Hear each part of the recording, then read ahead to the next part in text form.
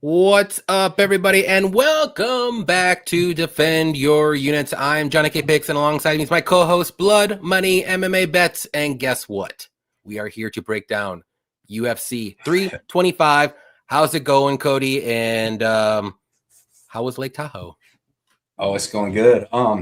Lake Tahoe, dude, is amazing. I got back on Friday, went out there for like four and a half days. Dude, it's so nice. That's my third time being out there, but it's the first time that I was just out there for like 4 days straight. Because before I've drove to like California, Sacramento, which was kind of terrible.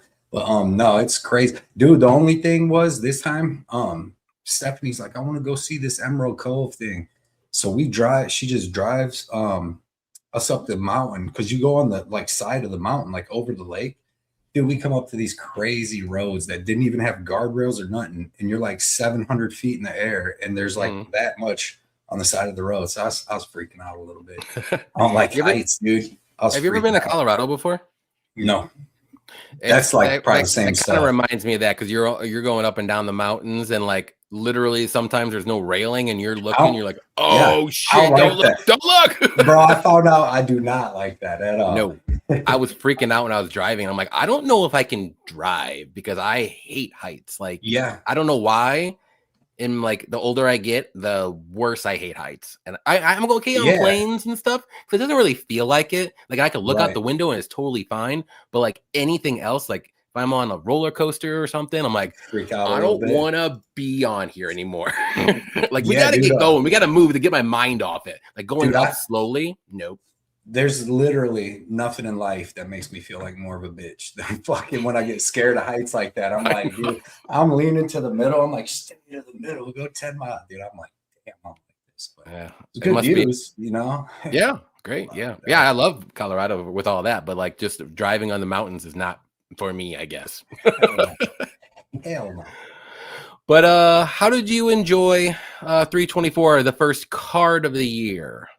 It was a pretty good card. It was fun early. There was like what 4 finishes in a row.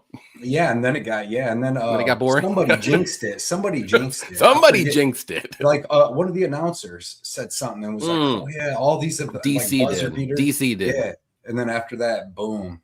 But yeah, man, there was some close fights. I mean, I had some bets in. Like I had some bets ending with Natalia Silva, and I honestly thought she kind of lost. I mean, the first round was so close, but I kind of thought she lost. And then first round was definitely closest. I thought Rose just ever so slightly snuck she landed a takedown because like Natalia Silva was kicking air. She wasn't hitting nothing. And then Rose was hitting her with a couple shots, but then Rose landed the takedown. Second round, Rose took her down. I'm like, no way. But got lucky there. Got lucky with O'Malley. I didn't think he kind of won either. I think O'Malley won. That was a little bit more clear. Now, I'm saying it wasn't like a domination, but I thought it was pretty clear. That first round was like close, that was and then fairly close. That takedown. I'm like, man. But no, I'm actually pissed. I'm pissed. I was in Tahoe. I didn't do like no tape study. I wasn't really watching anything. I don't even get on Twitter that much. But towards the end of the week when I got back, I'm looking at stuff and I see all the stuff with Gaethje's freaking staff. And I had Gaethje picked in my DraftKings and everything all week. And then I end up switching my pick and switching DraftKings and everything to Patty. And he's terrible, dude. Like he can't. Yeah, he has no he striking. Screwed me over, man. He has no striking, no wrestling, like no like serious grappling. Like if his grappling was that serious, even when Gaethje had him in a front headlock, he would figure out a way to like grab something. Take like pull guard, do something, bro. He was gassed. Then I see the stuff like the day after about him vaping. That's crazy. Like, and he was gassed after the first round, either from that, well, he was getting just cardio or destroyed. I mean, he's got a good chin. Don't get me wrong, but his striking defense is not it. But I didn't expect him to freaking be on the feet for 25 minutes either. So.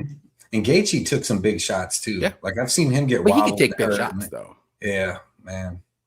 But that's just that's his style. He's gonna go out there and stand and bang. Like I didn't want Patty to do that at all. And he did. And I'm like, well, I would have picked Gaethje if I knew that.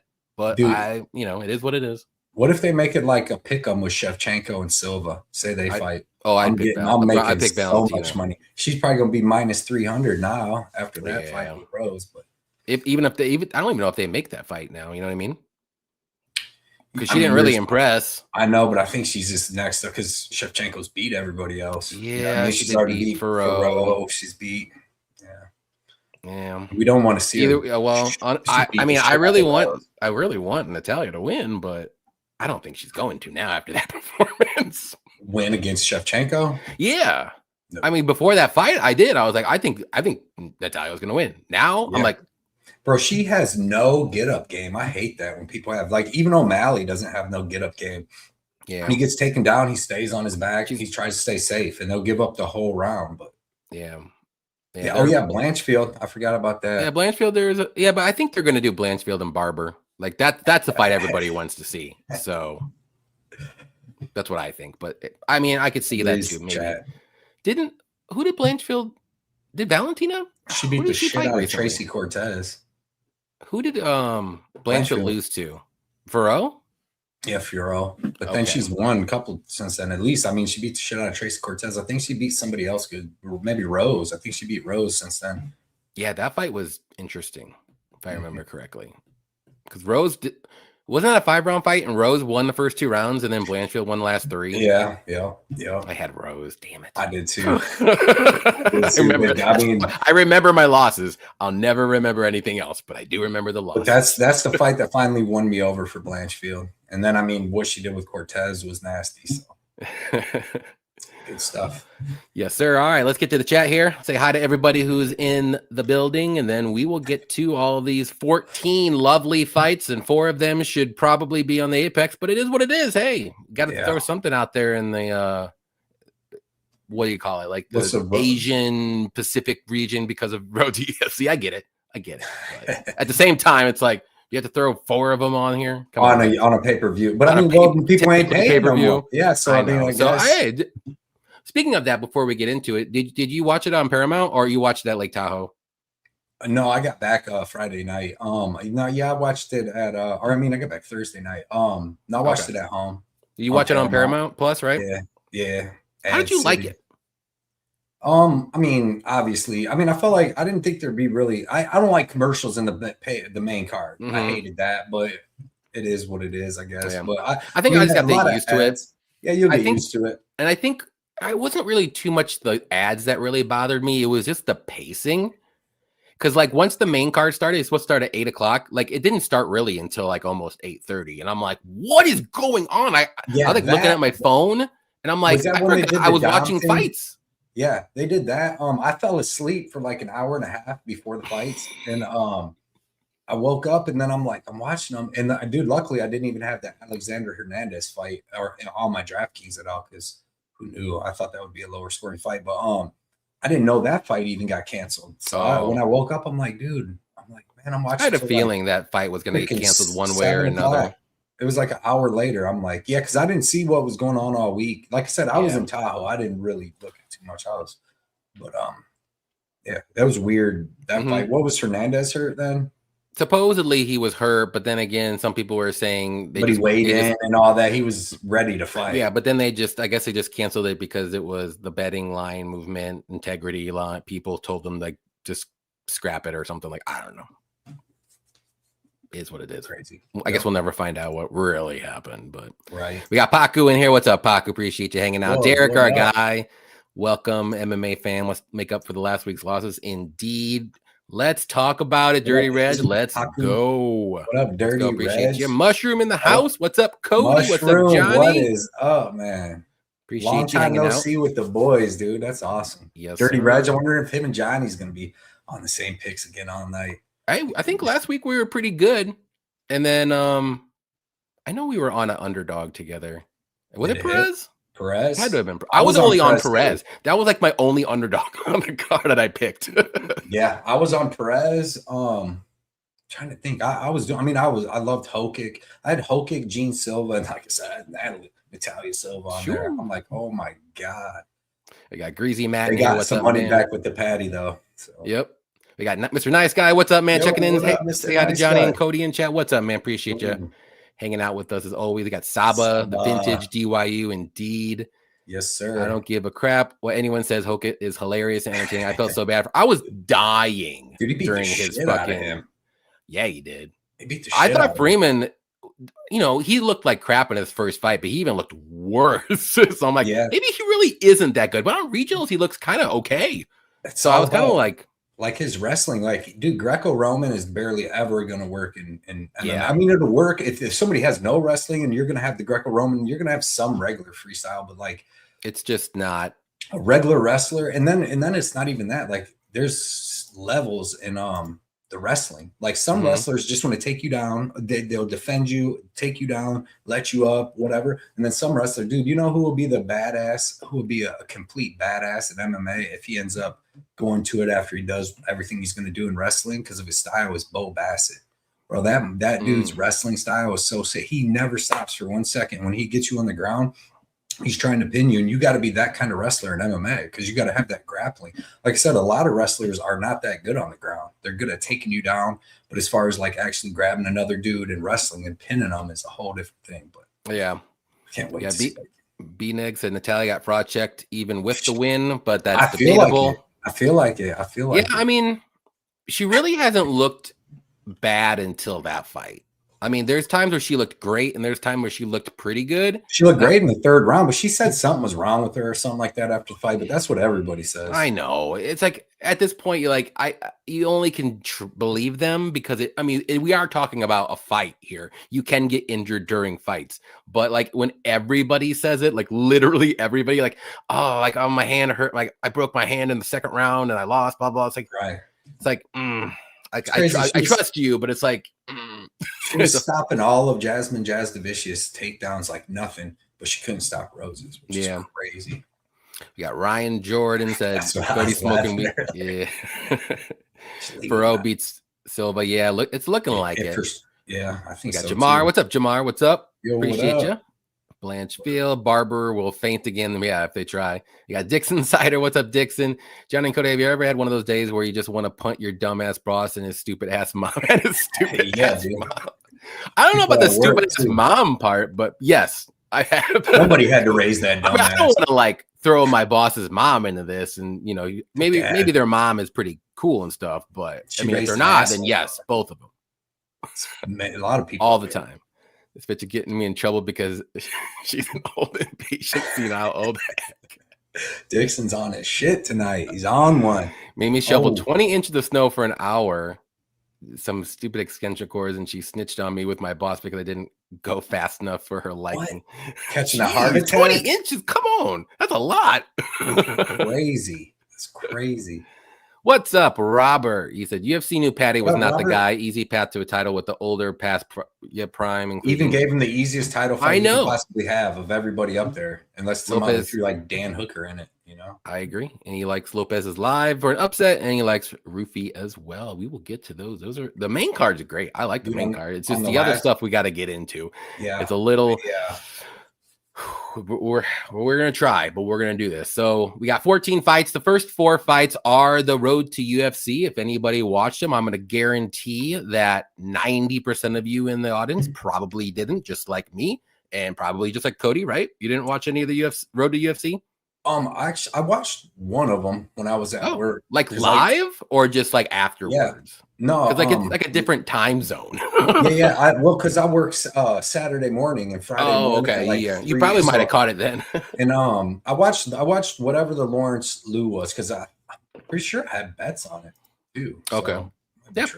Yeah, we'll get to the first one here. We got. I'm gonna butcher some of these names. But some of the dudes I didn't see fight. That's for sure. We got Namesray Bat Bayar versus Aaron Tao. And would you like to start this shenanigans off, or you want me to?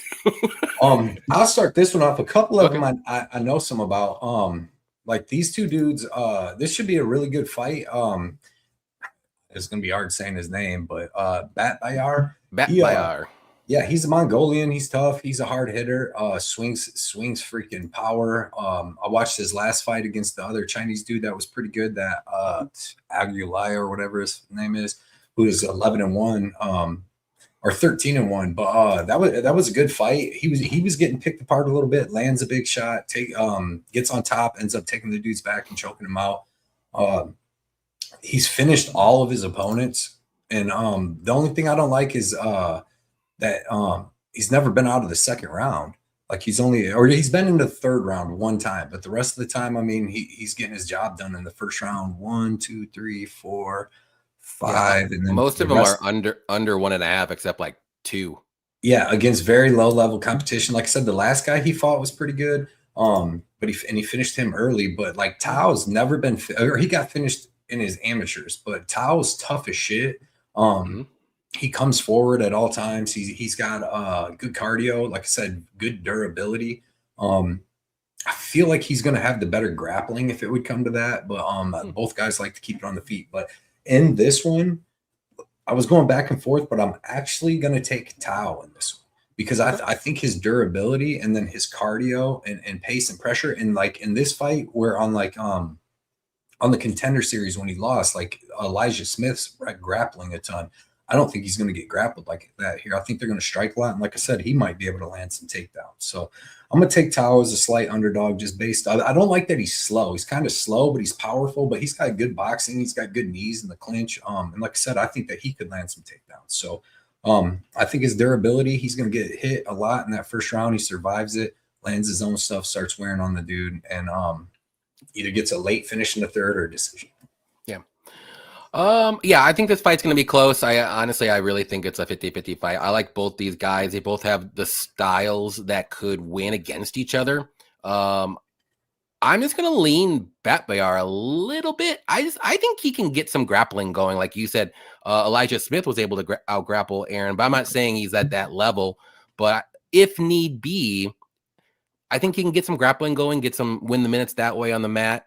I mean, Tao's not really the greatest. Like he's tough. He likes to push forward. I like his style, but like he's not really like the biggest finisher. And with Batbayar, at least he's a pretty decent finisher. I mean, he's got 4 KOs and 5 submissions, so he's pretty good. You know, he's pretty good on the mat if he can get it there. You know, he's a little bit younger, Batbayar, but you know, Aaron's fought maybe a little bit better competition, like you said too. But either way, this fight's going to be close. I'm not betting it. I actually, if I would bet this fight, I would say I'm not going to, but if I would probably take the over. I like the over in this fight. I think both guys, it'll be a fun fight, but I don't think anyone's going to finish it. And if there is, I think it would be on the Batbayar side. So that's probably why I'm leaning him ever so slightly. Because if there is a finish, I think it's going to be him. But if it goes to decision, I think it could be a coin flip. So we'll see what happens. But I'm just leaning him. Nothing, like I said.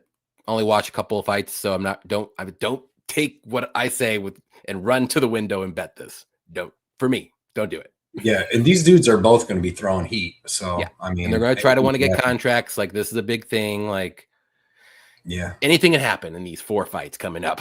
I'm a little like Asian MMA, baby. Asian MMA. You never know, and that's what scares me too. like the Dana White Contender Series fights, it's a little different, but this is like you never. I mean, you just never know. You never know. No, I mean, because they fight such low level people, and and then they're fighting we ain't each other. Seen the heart yet. We haven't seen the heart get tested in a lot of them fights and stuff like that. Yep. Robert said he felt bad for Charles Johnson. Perez missed weight and looked huge. I couldn't believe he finished. And Perez, it, but I mean, you know, he's done that before. He's missed weight a few times. He usually just pulls out, but I was pretty shocked. But I mean, I liked him. I mean, he was beating up Azul, Almabayev or whatever. He was. He was winning that fight until he got subbed. Yeah, and if there's no chance of a sub in there, that's what I was thinking. Why I'm like with Charles Johnson, I'm like he could obviously have knocked him out, finished him late, but that's not usually the way you get Alex Perez out of there. You usually catch him with a guillotine. Yep. So, or something fluky happens. Like he was winning against Tatsuro until that fluky knee injury hit, and they got, he's out. Like that's how he loses. He loses against really, really good grapplers or something fluky. Like he's actually pretty good on paper. He's good. He's fighting all the good guys, but he just can't. He has no submission defense. It's like I used to win a lot of money. I remember when I won a ton of money off him. When he was, I think he was the underdog, or it was like close money against Jussier Formiga. I'm like, dude, but then I lost a ton of money the one time. Freaking Davison Figueiredo, dude, was like 18-0 and lost to Jussier Formiga. He fought sick, dude. That was the worst. He just got taken down and laid on his back for 3 rounds and lost to Jussier Formiga. Dix Insider wants to know if we like his new profile pic. It's a bona fide scrub. Charles Johnson. I lost the kid's college fund mortgage and the family. He's got the Mickey D hat on. Bag the fries, bro. That's crazy. I do like it though. Just put the fries in the bag. That's it. Fries in the bag. And that sucks because he had some momentum. I lost a bunch of money when he knocked out Lanier Kavanaugh. I was watching that on the way to work because I was like in China or something too, because I was at like 4:30 in the morning because I was watching it. And I got out, Lanier's beating the shit out of him. I pumped some gas, get back in, look at it, and then boom, I'm like, what? But he put his hands down. I was like, people forget in Joe Rogan voice, Alex Perez only lost to the best of the best. I mean, if you look at back, I mean, he's losing the good guys. He's got good. He's had, like I said, he finished Juicier Formega with leg kicks in the first round, dude. With like he's got good striking. It's just Smotherman face planting was nah. Oof, he should have just saved him missed by a pound or two. Yeah.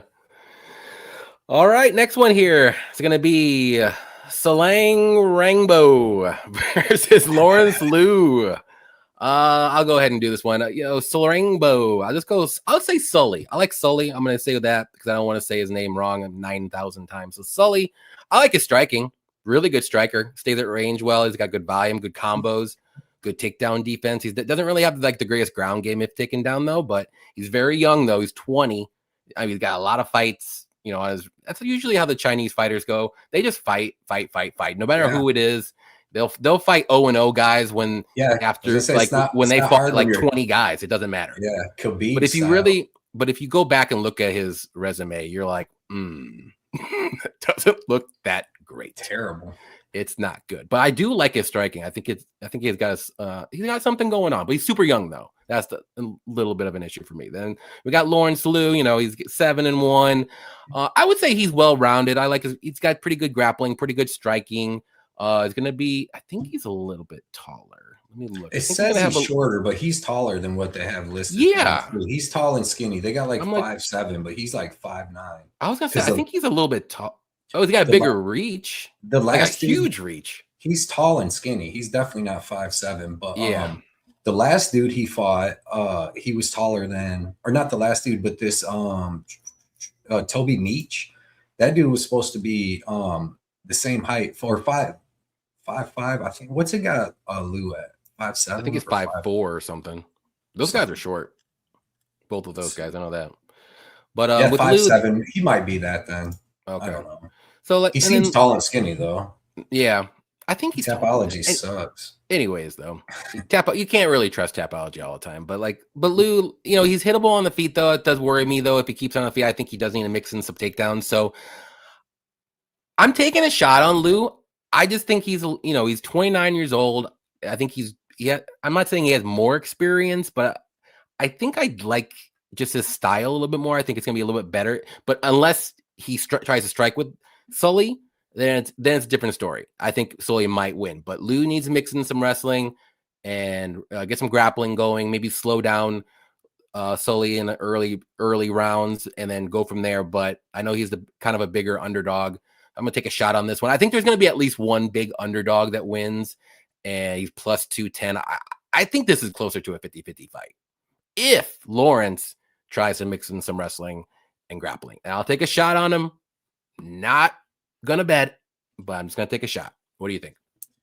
Yeah, I mean, I feel like we've seen a lot of these young Chinese dudes come in here. And that's another thing, too. I'm kind of fading them. Getting their ass whooped. And Lawrence Liu, I mean, he's from Hong Kong, but he lives in New Zealand. He's been training at freaking City Kickboxing forever. I mean, he's in there training with some of the best people in the world since this kid's probably been like 12 years old. So he's got some decent fights. Like Louis, his only loss is to Anthony Drillich, which that was the dude that fought that Sean Gucci dude on Contender Series. And they're both good, but that Sean Gucci dude is real good. I don't know why he hasn't fought yet. I think he's has a fight come, if I'm not mistaken. I think he does. It just ring the bell real quick, but he and that Drillich kid's really good. A lot of these Australian dudes are fucking really good. Do you think how much money we were gonna make? I was gonna make so much money on Cody Haddon beating the shit out of fucking what's the one dude? The dude that got beat up by the dude on short notice. The dude from Georgia. He was knocking everybody out, and then he got freaking Wellmaker. Oh, yeah. like he was, dude, Cody Haddon's tough as fuck, dude, and like fucking really good. And I thought the other dude was going to be really good and Cody would still win. But yeah, I'm with you actually. I like Lawrence Liu here. I think the other dude's got really good striking and really good, some good power. And like Liu in his I don't know if it's last fight, he got dropped a couple. I think it was the second to last fight versus Zhang. He got dropped like bad, but like, dude, he's a dog, man. He's got good striking. He's more of a striker, but he can mix in some grappling, and he's a dog. Like I said, if he gets hurt, he gets up, he wants to hit you harder than you just hit him. Good clinch knees. He's constantly in your face throwing stuff, but that makes him hittable because he's just always in your face. But other than the one fight, where he got dropped a couple times, but he ended up winning that fight. Like, I mean, he shows pretty good durability. I'm with you. I'm gonna take Lawrence Louis. I kept calling him. I think it's Louis. Oh, yeah. All right. But I'm going to take him. I just think that, like, as that big of a dog, I'm with you. This should be like a 50-50 fight because Louis not that bad. Like, his only loss to a good person. He's beat some decent fighters. I'm fading the 20-year-old Chinese dude. So yeah, and like, if Sarangbo was a little bit older, like maybe I would pick him. But like 20 years old, this is a big stage. Yeah, and you're fighting. He has 13 fights. I get it. Yeah, but his first 5 didn't even have. Look at the rest. Didn't even have the win. He probably went back. He lost 3 of them, but he is on a 10-fight winning streak. But I mean, he was fighting a 0-0 guy 3 fights ago. Yeah, I mean, he's fighting at least 3 or 4 times a year. So yeah, at least but that's how they usually do it over there. He lost it, and it just in 2023, he lost to a 0-0 guy. So I mean, yeah. And what do you have, like 5 fights already? Yeah, he was already. Well, no, he was already 1 and 2. He had already lost to 2 others there. So I mean, like, he's great, but he's not. I don't think he's a phenom. I think this Lawrence Louis kid's actually good. Like, 29 years old. I think he's got a little. I mean, he doesn't have as many fights, but he could get dropped, and he got dropped bad in the one fight though. But like I said, he came back. He's got 5 amateur fights too, and he went 3 and 2. So count those in there too if you want. Yeah. But yeah, I think this fight's pretty close. But all these fights are all of them. Yeah, all these 4 fights are going to be close. There's only one I'm like semi confident in, but the other ones I'm like coin flip. Like, it could go either way, literally. Right. Let's see. Young fighters have faster learning curve. The height reach is awkward here. I agree. What's up, Aussie Fight Fan? He said, "What's up, guys? Haven't caught a live show in a while." Yep, every Wednesday. We're coming back every Wednesday. It's been a minute. If Cody can't make it, then I'll try to find somebody else then for that week. Right. Yeah. Not replacing Cody. Don't get worried.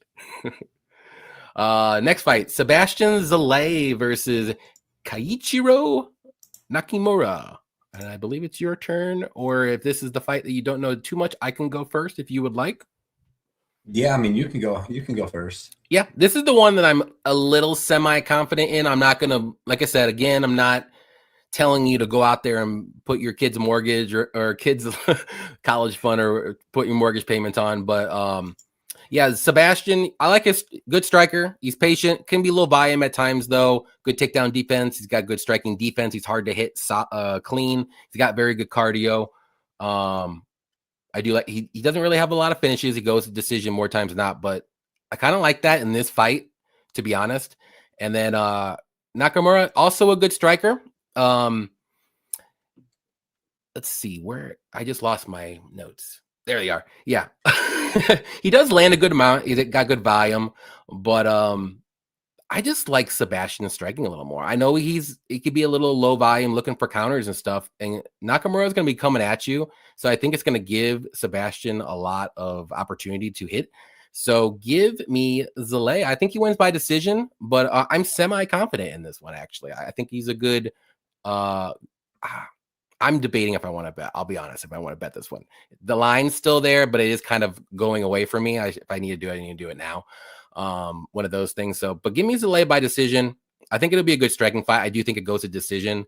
Maybe that's the play. What do you think about this one? Yeah, this is one I didn't get to do as much studying on. I feel like I did see this Nakamura fight just because he looks like a fucking 12-year-old. He's actually pretty fucking tough. Like, yeah. But Ichiro. Yeah, I swear. Like I said, I watched the road to the UFC. I just can't freaking. Yeah, he's a knockout. He gets a lot of knockouts early, but like again, it's not really against great competition. He's knocking out a 7-9 guy, a 2-0, 4-3, 5-7, 21-18. He's got one good knockout against a 9-1 guy. And then against the road to UFC guys that were pretty decent that he won against. So yeah, I'm gonna go with you with Sleasley or whatever his name is. I just like this was like I said, I've seen Nakamura fight, and then that dude had to have fought on there too, right? For what? This is a road for the road to UFC. Yeah, he won. When was he beat that? a 19-6. Fucking having trouble because that was. And then he beat a 8-2 guy. But he was fighting at Internal MMA, and he's fighting pretty decent guys there. Like he beat an 8-0 guy, a 6-0 guy, 7-4. Like he's fighting. Internal MMA is actually pretty decent for that scene over there. I trust that scene a little more than whatever Nakamura Japanese something. Whatever they're fighting in road. Well, he's fought a lot in road, but I can't read these other ones. LDH, yeah, a bunch and if anyone's going to shoot a takedown as well, it's going to be Sebastian. I'm not saying he will, but I think he can, and I don't think Nakamura would. I think he's more of a striker, and he's going to try to knock you out. But Sebastian is pretty durable, and that's what I like about that. He's got good striking defense. I think he'll be safe, and I think he'll just land the better counters, and maybe he'll find a knockout too. Who knows? Yep. All right, I doubt it. I do don't finish. I like the over, and actually, this one is set at 1.5, and it's -200. I kind of love that. Is it actually? Yeah. Unless they think Nakamura, but now it's actually starting to worry me because now they think maybe Nakamura's going to try to go out there and he's going to get clipped. Because Nakamura has a lot of first round. Has 11. What he's got? He's got 11 fights, and 8 of them went to decision out of 11.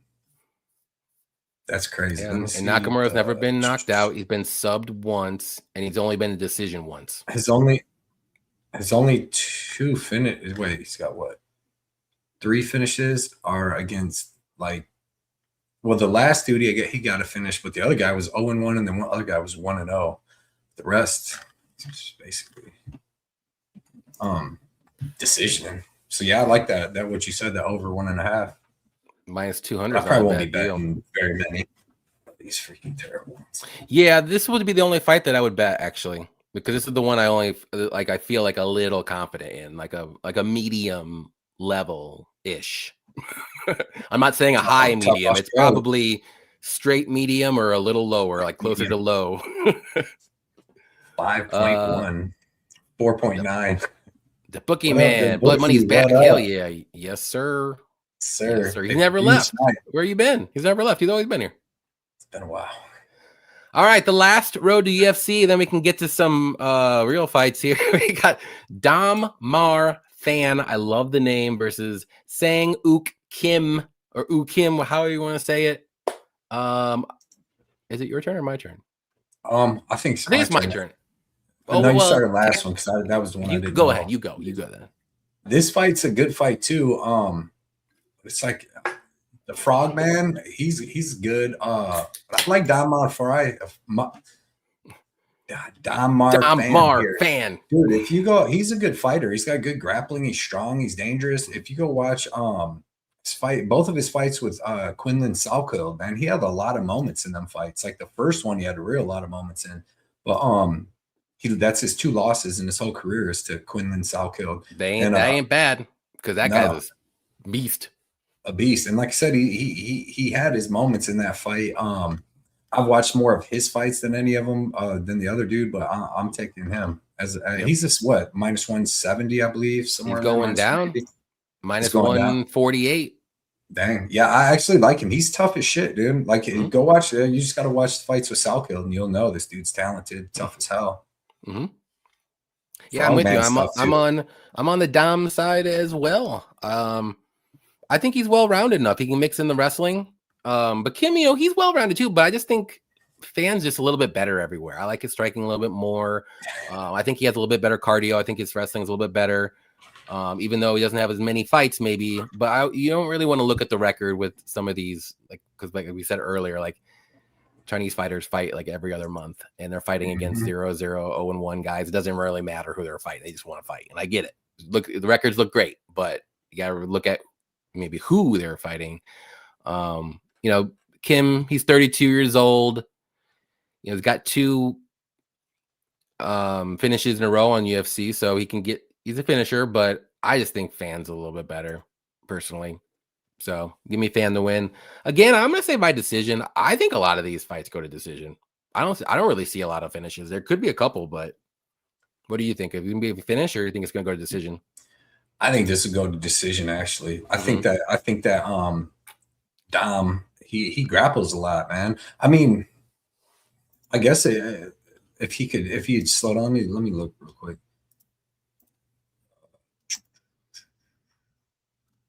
I mean, Frogman's he's a finisher. He's good on the ground, but like the guys he's fighting haven't been as good. I think it goes to decision. I think they're both tough. And I think there's a lot of grappling back and forth in this fight. I just think Fan's a little bit better striker too. So if it is on the feet, I like a striking. If you got good kicks, and I don't think Kim's striking is there yet, but I could be wrong. Don't take my word for it on these fights. Trust me. Right. Do not. If you like something else, then do it. Don't follow me. I'm just giving you my picks because I have to make a pick. We got the real Torres Finney, who is coming up in this card, is here in the house. What up, Finney? Let's go. You got this indeed. We got the 10 MMA. What's up, man? Shout out Caleb Williams. Yes, indeed. That guy is the real deal. Iceman, baby. Yep. I'm glad we finally have a quarterback and a coach. Thank God. It feels weird because I've never had this before in my life. It's crazy. I'm 41 years old. You got a quarterback that sucks for 3/4 of a game, dude. And then all of a sudden he freaking throws 3-4 touchdowns in the fourth and then loses in overtime though. Every time. I remember earlier in the year. I was gonna have a heart attack like at least 5 times in the last like 8 weeks of the season. I'm like, I am a dead person right now. I am dead. Hey, if they move their stadium out of town, is that going to be closer to you? Oh, hell yeah. That's real close. Well, if they go to Indiana, obviously. Right. If they go to Arlington Heights, it'll be a little farther, but it'll be easier to drive, but it'll be a little bit farther. Right. This is in the suburbs of Chicago. Sounds nice. Let's see. It was so nice to see Superstar Torres Finney on UFC Meta. I wanted to see him.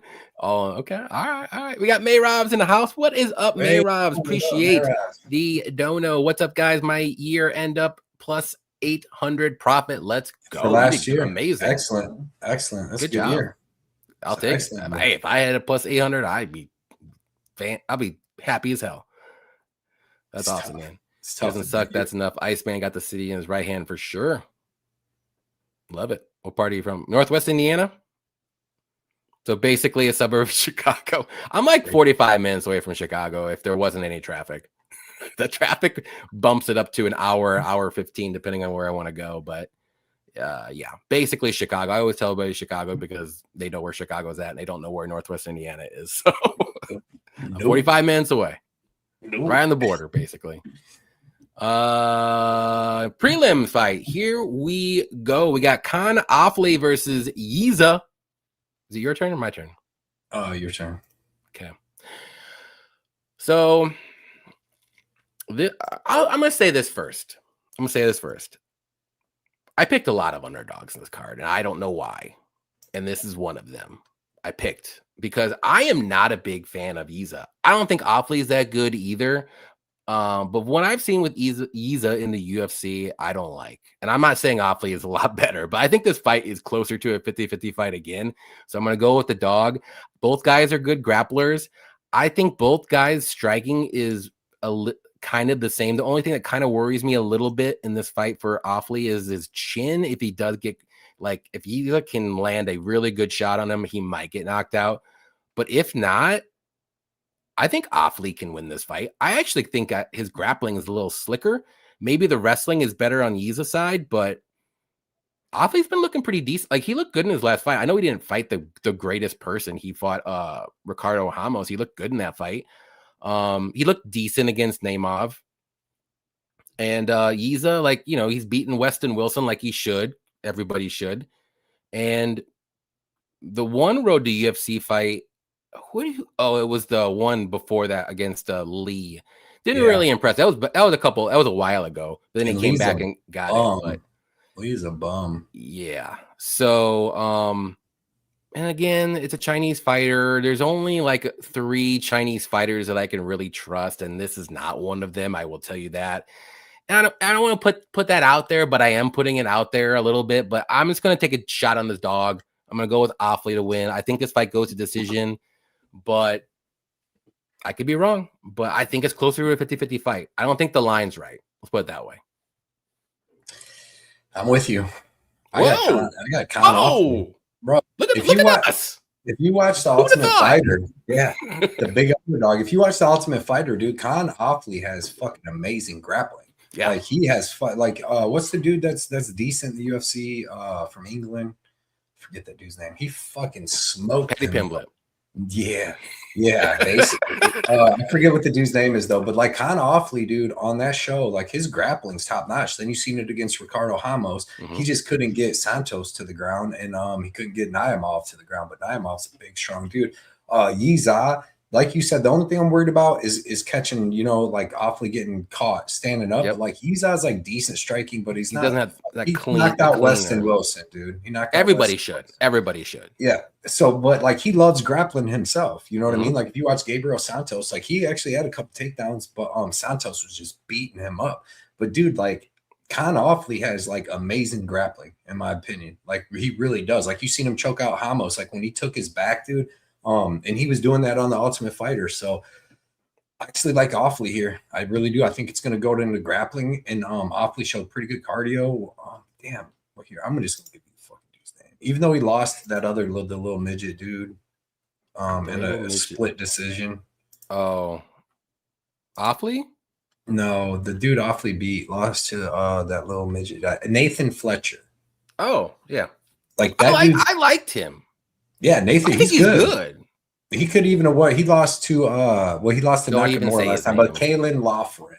He did not lose that fight. He did not lose that fight. Yeah, I didn't really think he did either. But and then even the guillotine choke he had over that Rody Rhodes, that dude's a South African wrestler who is really tough, and I mean he guillotined him really quick. But like I said, his jiu-jitsu is fucking phenomenal. You even seen it against Ricardo Ramos. So I feel like these guys are gonna grapple, they're gonna get in exchanges. And I think if Offley can take his back, dude, he can rear naked choke him. So I'm gonna take Offley, and I'm probably gonna have a bet on him for sure this week. Well, look at you.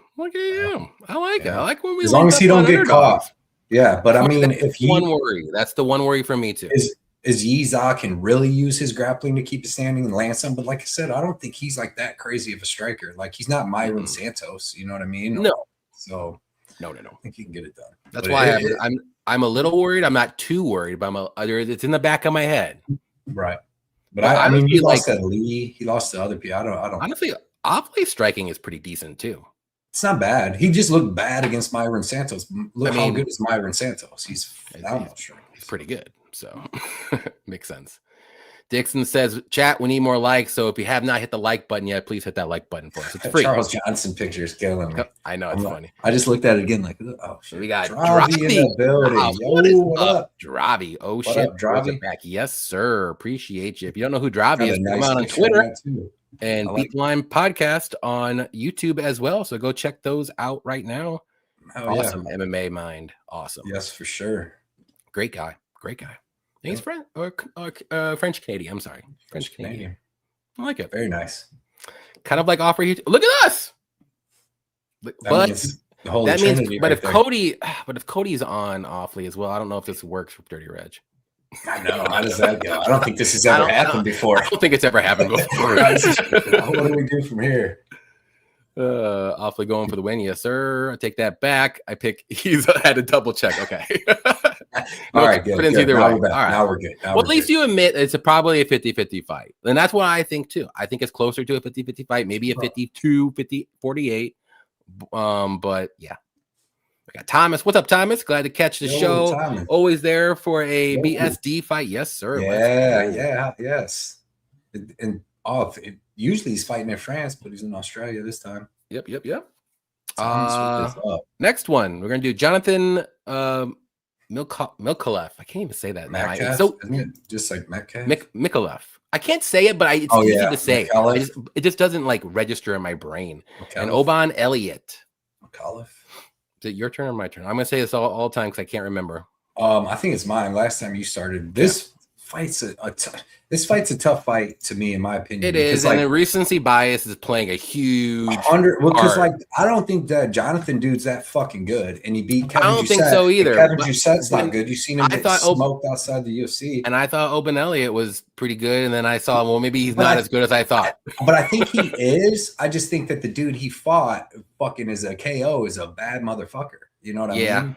I mean, we didn't know too much about Co, and now we do. Fucking China. He's supposed to be knocking people out, dude, and then he's out here just grappling the fuck out of people. But yeah, man. Honestly, in this fight, like I like Oban Elliott here, another underdog. I like him. I think he can strike with Mikalev, and I think that he can grapple with him. So Mikalev.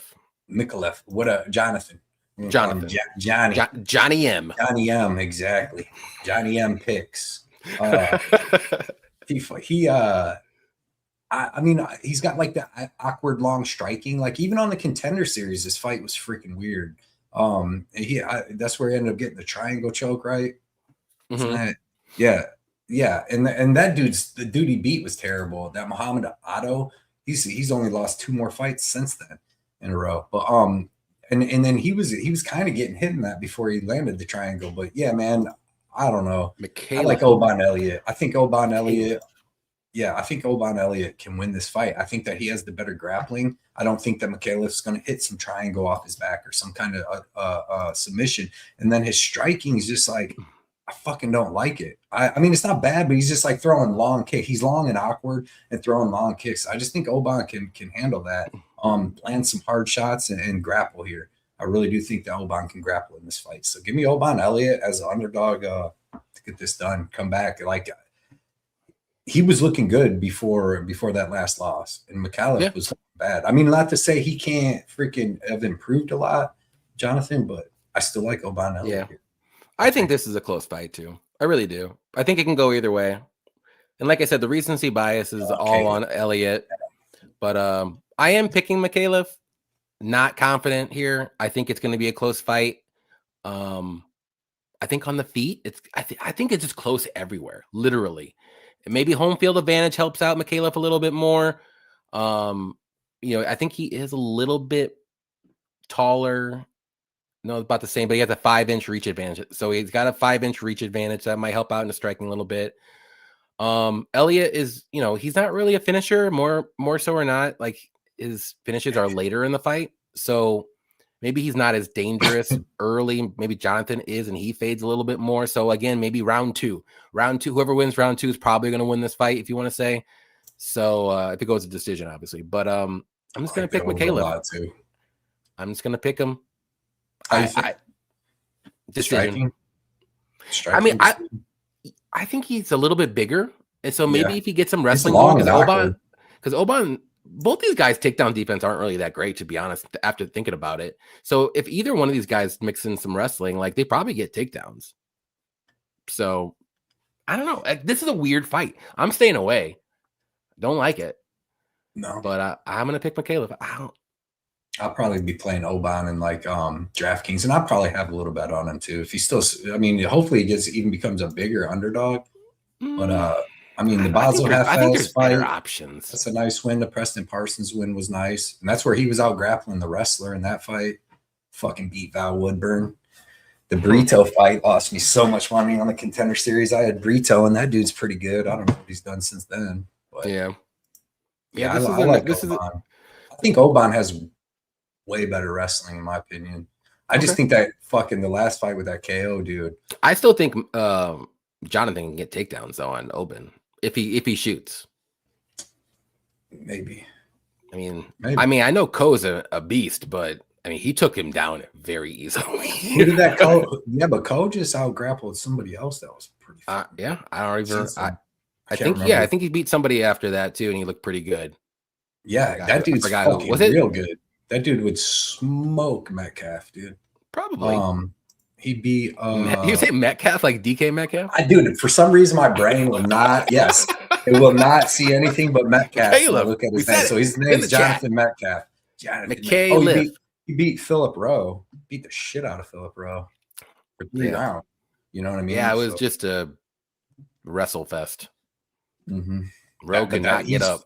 Fucking good at grappling, anyways. But yeah, I like Oban here. I'll take that like buy low spot. I don't mind it. Don't mind it at all. I'm not betting it. So this is a low confidence pick probably for me. I'm not gonna lie. Yeah. It's priced right. You know what I mean? You got the hometown dude minus what coming off a couple wins against the dude that lost. What is it? Minus 135 or something? Where is he? I'll look real quick. He is minus 135. Yep, that's right. Next fight, Jacob hometown lean. Yeah. Jacob Malkoun versus Torres Finney. I'll go ahead and start this one off. Again, not confident, and there's recency bias in this one too. I'm just leaning Malkoun, and I feel like this pick might blow up in my face, or it could look genius. Like it's just, there's no middle ground because. I mean, I think Malkoun's striking is a little bit better. Like Finney is more of that wrestler guy who wants to get you to the ground and rain down and thunder with his fist because he's got power, ground and pound. And if he lands on the feet, like he can knock you out too. But like it's not technical at all. He slows down as the fight goes on. Malkoun does have decent wrestling and grappling if he's on the mat. He can stay safe. He can even mix in some takedowns maybe later in our fight. He's got pretty good cardio. He's durable, but we have seen him get knocked out. So that does worry me a little bit on that end. But I think as the fight goes on, maybe this is a good live betting spot. Maybe Finney looks good in round 1 and Malkoun survives. Like maybe that's when you bet Malkoun because I think Finney will fade and I think Malkoun will be better as the fight goes on. So I think this fight goes to decision. I think Torres Finney's durable and tough enough to survive 15 minutes, even though he might not look great in round 3. But give me Malkoun by decision. Again, not confident. I'm not the recency bias. You know, Finney looked crappy in his last fight, didn't really do anything to win. And if he does that again, like he might get cut. So he's going to have to try to do something here. So we'll see what happens. But I'm just going to go with Malkoun, not betting this fight either. What do you think? Yeah, man. I've been a fan of Finney since the Contender Series fights when he beat that polar bear dude, and I'm like he didn't get he finished him like in the second round. He didn't get a contract off it. I'm like that's crazy. What did he fight on there like 3-4 times or something? 3. He's 3-0 on the Dana White Contender Series. 3. I think he won by He won by knockout, sub, and decision. Yeah. I think he got the trifecta. Like Dana, and like I like him because like he's a beast as far as going out there and just grappling nonstop. And Dana did not want to sign him. Obviously, made him fight 3 times. Then he comes to the UFC, and has that just stinker against Robert Valentin. Which Robert Valentin, like he's actually got decent jiu-jitsu and stuff, but he's not that good. Not good. And I think Dana White was pissed that he signed Torres, and then Torres had that stinker because I think that's why he didn't want to sign him to begin with. And then he tried to give them that Bakoyev, Amza. Oh yeah, Bakoyev. Yeah, I know you're talking about. And that fight got canceled. And then now they're giving him Malkoun, which I just feel like Malkoun's like literally going to be better than him everywhere in this fight.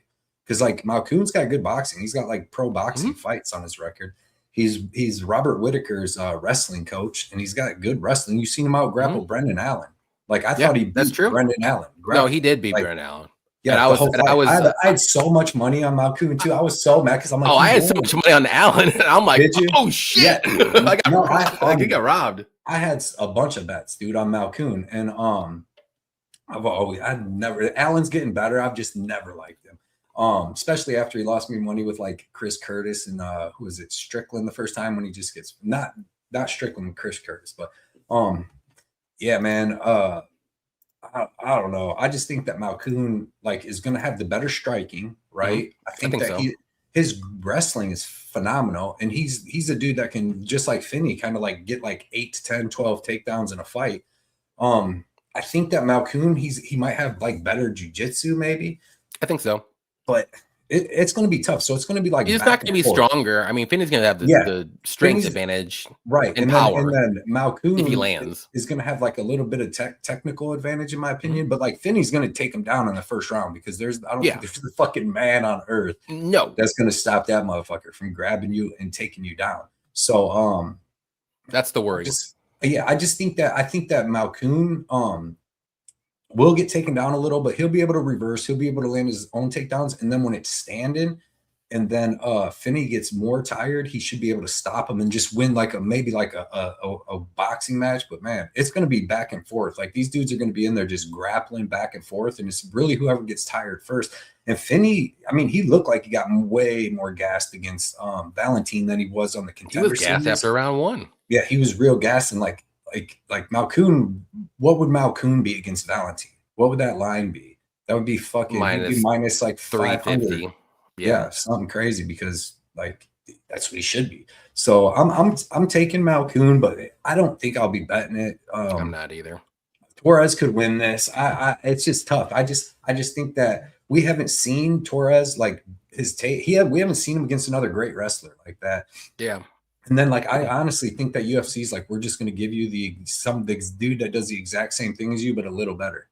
Because but then hear me out on this. This is the only thing kept me off making a bet is Malkoun ain't fought in 2 years. But yeah, that's another thing too. That's what kept me off of putting a bet in all week. Like I wanted to, but he hasn't fought in 2 years. So like, tell him. He's at home. He's in Australia. He's only 30 years old. This dude like looks like he's 37. Yeah, no, I thought he was, and we all thought he was a bum. His first fight, he comes out and gets knocked out by Phil Hawes in like 25 seconds, dude. And then after that, who did he be? I've seen Rahman or what Abdul Razak Al-Hassan. Yeah. So after Phil Hawes beat AJ Dobson, which is a pretty good win. Yeah. Well, after he should have beat Brennan Allen. Bro, I lost so much money because when Phil Hawes knocked him out in 20 seconds, and then the next person they give him, you're like, oh, this is just fucking Robert Whitaker's wrestling coach. So then they give him Al-Hassan, which is kind of like the same as Phil Hawes. You're like, oh, Hassan's gonna fucking smoke him, and he went out there and took him down like 25 times. It was the boringest fight. I lost so much money, but yeah, man. And this one, he would have beat Cody Brundage if he wasn't an idiot. And he should have beat Brennan Allen. So his only loss is really to Phil Hawes in 18 seconds. And Phil Hawes can crack. We know that. But yeah, like his only real UFC loss. I mean, he's got to win over Brendan Allen. If you're out grappling Brendan Allen, dude, I imagine what would Brendan Allen and Finney be? You know what I mean? I would have to assume Brendan Allen's going to probably the same, reverse it, do some crazy jiu-jitsu. But like again, though, dude, we never seen Torrance Finney get beat.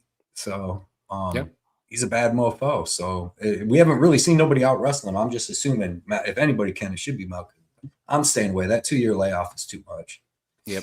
And again, like Malkoun is, he's solid, but he's nothing special. Let's put it that way. He's not dangerous. Yeah. These two both are just they do the same thing. They just want to grapple. Like neither one. Well, Finney though, like if Finney does get on top, Malkoun he's got good ground pound. Oh fuck yeah! So if at some point the Malkoun slows down and Finney's on top of him, he'll fucking no bueno. Him. But it's just like I did not look like how he looked against Valentin. But that was his first real UFC fight, under the lights, like they say, and all that. So we'll see. Well, look what happened to Denzel Freeman. He looked like crap in his first 2 fights. Bro, always take a regular like folk style, even freestyle wrestler over the Greco-Roman and UFC. I mean, you still got to have the ground wrestling. I mean, I think freaking Randy Couture, he might have been Greg, but he had great ground. Yeah. Saba likes Malkoun. Effie likes Finney. Finney. Right. Okay. Finney likes Finney. All right. Too. What up? Long time. Y'all ain't ready for Finney, bro. He's going to be a star. I think if he wins this fight, he could be. He's like I said, we haven't seen nobody beat him. So Effie's wild. Effie's wilding out here. He's coming in hot. How many Coors Lights are you in, Effie? Finney's just so damn big. Yeah, he's a big dude. He's a different built human. There's not very many humans on this earth that's built like that. I could see Finney winning the first 2 by overpowering him, but get tired, and Malkoun might be a decent play round 3. That might be a good play. Like round 3. Malkoun's got no finishing ability. Like who has he finished? That's the only. I mean, he finished Petrosky with his hip. Yeah, and he probably would have finished Brundage if he was on his way to finishing bitch ass Brundage. But other than that, he wasn't finished. I mean, if he I don't think Finney gets finished though. He ain't get it. Like so. The only way would be round 3, I think, and it just because he gassed out and Malkoon's on top, and then the ref stops it. One of those things, you know what I mean? Ground and pound. I feel like Finney's gonna be on his back tire and he's just gonna Derek Lewis fight Malkoon off, and if he starts getting hit, he'll probably rest for like 3 seconds. Because if anybody's gonna do that, that's that dude, man. Finney could slap him once and bounce the bolting disc back out of place. And Dirty Red's like Malkoon too. All right, here we go. Is that what it was? Was it a bulging disc in his back? Aussie fan? Got your pick, Sabo. That's why I was wondering why. Yeah, I think so. Something crazy happened. That's no bueno. Malkoon has no power. Ain't finished the sub here either because Finney is too stacked. Right. What you gonna do? Yeah, you ain't choking. You ain't snapping an arm, dude. So yeah, he ain't snapping an arm. He's got monster arms. It's just like no neck. It's like real, like MMA. Gotta be ground pound. And common sense, after watching the sport for 30 years, says that like Malkoon should be better everywhere. But then, like when it comes down to it, and you just got a freak human, that just might be the way to go, you know. Plus, the other one hasn't fought in 2 years. But didn't Finney? Wasn't he hurt? Why he had to pull out against Volkanovski, which he might have won that fight after seeing that dude gas after 1 round. That's true. They both would have been gassed, and it would have been a sloppy fight, like we like to see sometimes. Yep. Yeah, bulging disc in the neck would probably be worse than the back, even, dude. My fucking shoulder and neck that's fucked up hurts way more than I got a bulging disc in my back. Whew. Oh, both of them. That's even worse. Bulging. Next one, Cam Rouston versus Cody Brundage, who we were talking about just now. Man of the hour. Let you start it off. I know you love Cody Brundage. Yeah, I'm your guy. Yeah. I'm not fucking picking Cody Brundage, but I mean, like he's been. There's no way. There's no fucking way. But he's been fighting like a little better, like a little more slowed down in his last couple fights, and like it hasn't. You know, he hasn't just been like having to quit at the end of the first round where he came out and just wrestled a ton. It wouldn't work, but he just quits at the end of round 3. Yeah, he looks for a way out. Yeah, Mansour Abdul Malik. Them dudes threw 14 fucking punches a piece in that fight. The Julian Marquez fight was crazy back and forth, but Julian Marquez. The only time I picked Cody Brundage. Yeah. The only time. I picked Marquez there too. And Marquez had him hurt, dude. And the ref fucking, what do you do? Stop it and let him put his mouthpiece in or whatever? Fucking dude. Yeah, speaking of like, wait till we get to the Taliesin Texera fight, dude. Fucking stopping that against Derek Lewis. Dude, the dude we'll get there. I picked Derek in that fight. That's yeah. Dude, Derek Lewis is the whole I picked Derek Lewis in my life, to be honest. How washed was he? What even happened in that fight? Did anybody I think he hurt his leg. I think he hurt his leg somehow. Maybe he was kicking and he blocked it and maybe he hurt it. But he took that little jab that didn't really hit. He slipped. No, he hurt his leg. He didn't want to stand. He couldn't even move. He couldn't move before that. Well, I know, but he really couldn't move, dude. Yeah. I don't know. I think it is. I'm not saying it happened, but it just looked like he kind of gave up because something happened to his leg. Right. Yeah, man. But like Cody Brundage, like I said, if he fights slower, it's not as bad. He just loses over 3 rounds. He loses in round 3 or decision instead of round 1 or 2. Exactly. But I mean, his best chance to me, like in this fight, because I don't think he's going to be able to stand and strike like a ton with Rouston. Like Rouston hits hard every time Cody Brundage hits hard. You can watch it in the Marquez fight, the Moicano fight. Like he just goes up against the thing and bends over. Even Dolce Lungambula, who's beating the shit out of him, I fucking lost money on that. And then he's beating the shit out of him, and then decides that, and he's doing that, and then he takes him down and gets guillotined. I was out in Tahoe for that too. But, never picking Cody Brundage. I don't care, man. Like I said, he's getting better. He like as far as just like not finding them ways out, I guess. But I'm taking Rouston here, and I mean, Rouston's good. He's looked real good except against Torres Finney. But other than that, I mean, he's looked good. He's coming out of a good camp. He's got good cardio, good toughness, KO power. And I think that the first couple times he connects hard with Brundage, I think he's going to be able to keep this fight standing, or if he gets taken down, not get subbed, get back up. And if Brundage does start wrestling real early on, he's going to gas out. Yeah. So, but that's like, to me, would be his best bet in this fight, because I don't think he strikes and wins a 3-round striking battle. So I think that he should go out there and try to he might land some good shots here and there, but I don't think it's going to be like a knockout shot. Yeah. So I'll take Rouston. I I think he can get this done by finish. If he just lands 1-2 good shots on him, dude, I think he can. Yeah. I'm on the same thing. I mean, I'm pretty high at Rouston wins, and I just can't pick Cody Brundage. Like, I know it sucks to like say that, and that's my breakdown, but that's my breakdown. He lost like, to Sajikri Dumas. He lost. I know, and they literally both did not want to fight after round 1. They were on the stools, and they literally said, like, we have another round. It's like they didn't even know how much fight. Listen, if you bet on somebody that fucking lost to Sajikri Dumas, man, and he wanted to quit in that fight. Yeah, both of them did, but he like, dude. I mean, I'm sure Cody Brundage is a great guy, and I know a lot of people he gets a lot of smack. Yeah, but man, like as a fighter, how is he still in the UFC? Legit, how is he still in the UFC? He's. Is he the only guy that's like? And he was losing to Al Hassan. He should have lost to Al Hassan. He was going to lose the his only legit win losses. And then he's got to win. Gore and he should have 3 losses. His record. Oh, and Julian Marquez. Hold on, his record should be 8-10, right? Or no. Well, no, he should be 11-10 because he should. If you want to add he should be 10-10 because the Rahman should be a loss. Mansour should be a loss, and then take away is a win, but that should be a loss. Yeah. So that he should be 10-10. I know. What the fuck are we talking about? Any camera Austin. Honestly, if you want to even go to Dalcha, you got lucky with the guillotine. He was losing that fight. This dude should be 9-11, and he lost to Mechanical. So give me Cam Roston, man. Yeah. That's all you really need to know about that.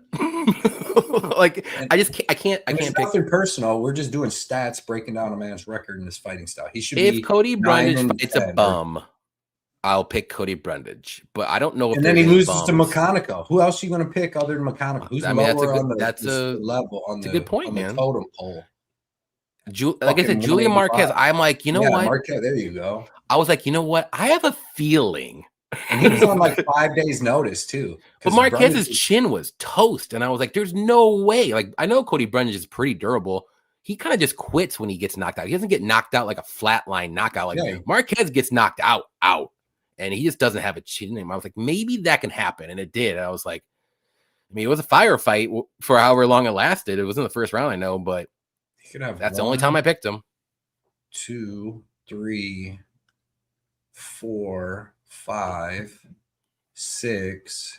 Yeah, I'm going with Rouston by KO first or second round though. Yeah, he could have 6 or 7 KO losses, finishes. So It's just if you really dissect his record, the 11-7 should be like you said, like flipped almost. 10-11.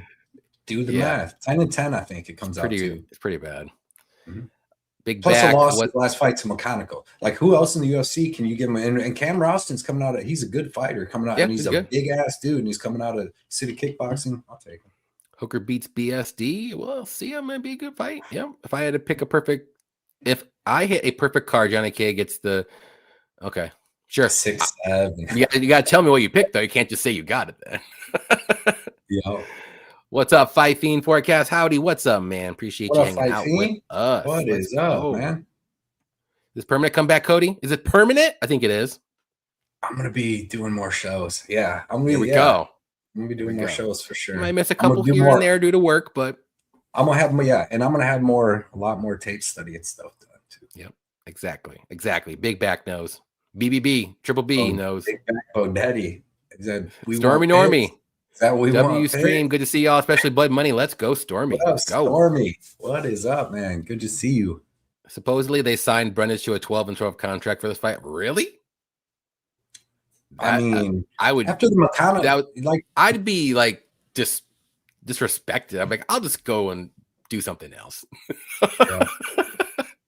My big bet is mixed with something else this week, but it's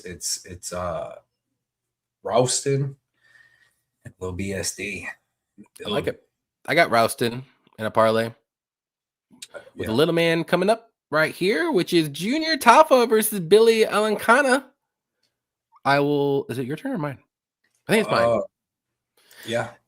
Yeah, I got to go Billy here again, and I don't want to say it's because it's like the same thing with Cody Brundage with Junior Tafa, but it kind of is the same thing with Cody Brundage and Junior Tafa. Like Junior Tafa, like he's a good striker, don't get me wrong, but like he's got a clear hole in his game, if you want to say, and that is if this fight gets to the mat, he does not get up and he tires out and he's got nothing left and he's probably going to get finished on the mat.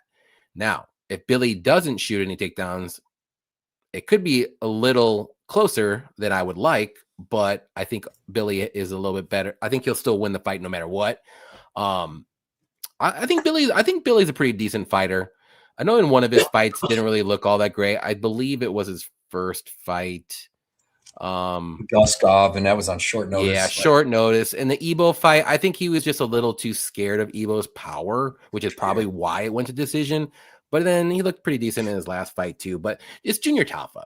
Like, what are we doing here again? Again, I'm surprised he's even in the UFC again. And there's a clear hole in his game where I literally think that I could take down Junior Tafa, and he is probably 30 pounds heavier than me, and definitely taller for sure. And I could probably sub him. You talking about Volkanovski? Talking about Volkanovski? I am Volkanovski, basically. Just taller than Cody, though. That's all that matters. Like 1 inch taller. Not even close. That's all that matters. But I could take him down and I could sub him, and I have no BJJ resume, anything. I know I could do it. So give me Billy to win. I actually think he can find a submission. I think he can. If he gets a fight to the mat, I think he can find a submission. Rear naked choke. I think he'll give it to him. Some kind of choke. His neck will come out. Got it. What do you think? Yeah, I mean, yeah, I'm with you on Elikana in this fight. If it just stays standing the whole time, Junior Tafa has a chance just because he's got some crazy knees, some powerful striking. But like you said, man, he can't fucking stop a takedown. And then not only that, but when he grapples, dude, he's got 1 round of cardio in him of grappling. Like you've seen against that Sean Sharif.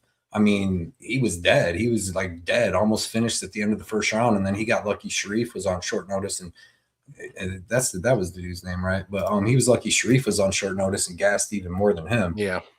But I'm not like crazy high on Tukos.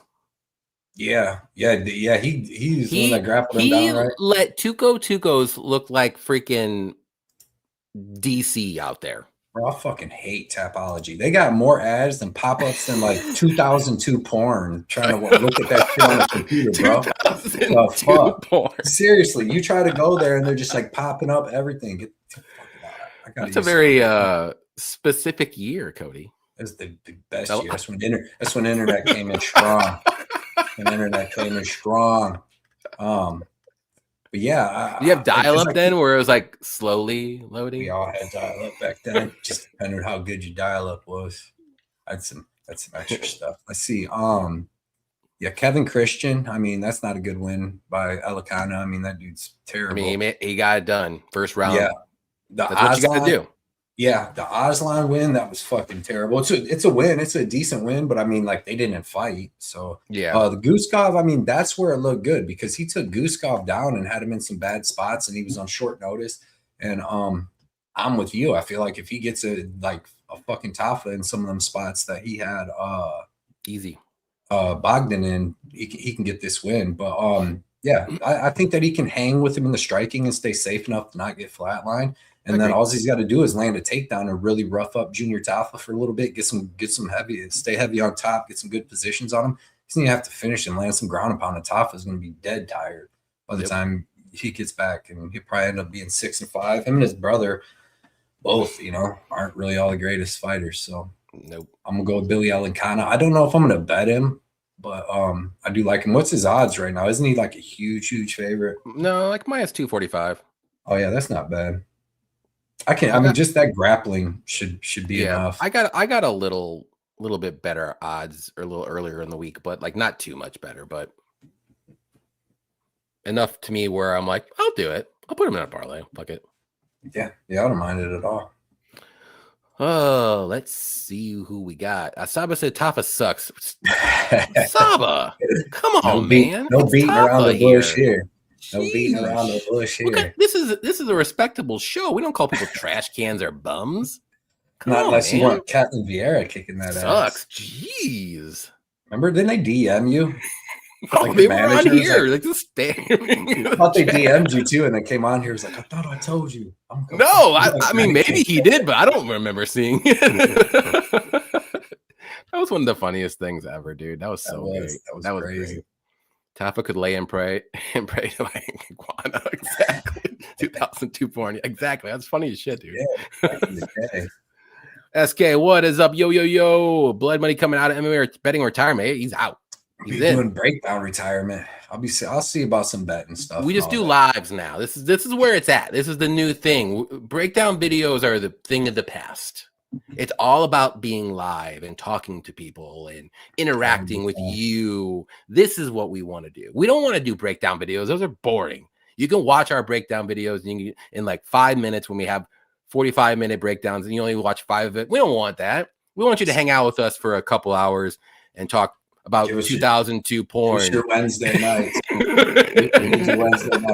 In between fights and have fun, have a drink with us, and you can participate in the chat. We always bring up everyone if it's cool. I don't know if there's videos in 2002. I think it was just thumbnails. Yeah, it might be. There probably was videos, but still the good old days. Yeah, it was. It was the good old days. I remember those days. Fresh out of high school.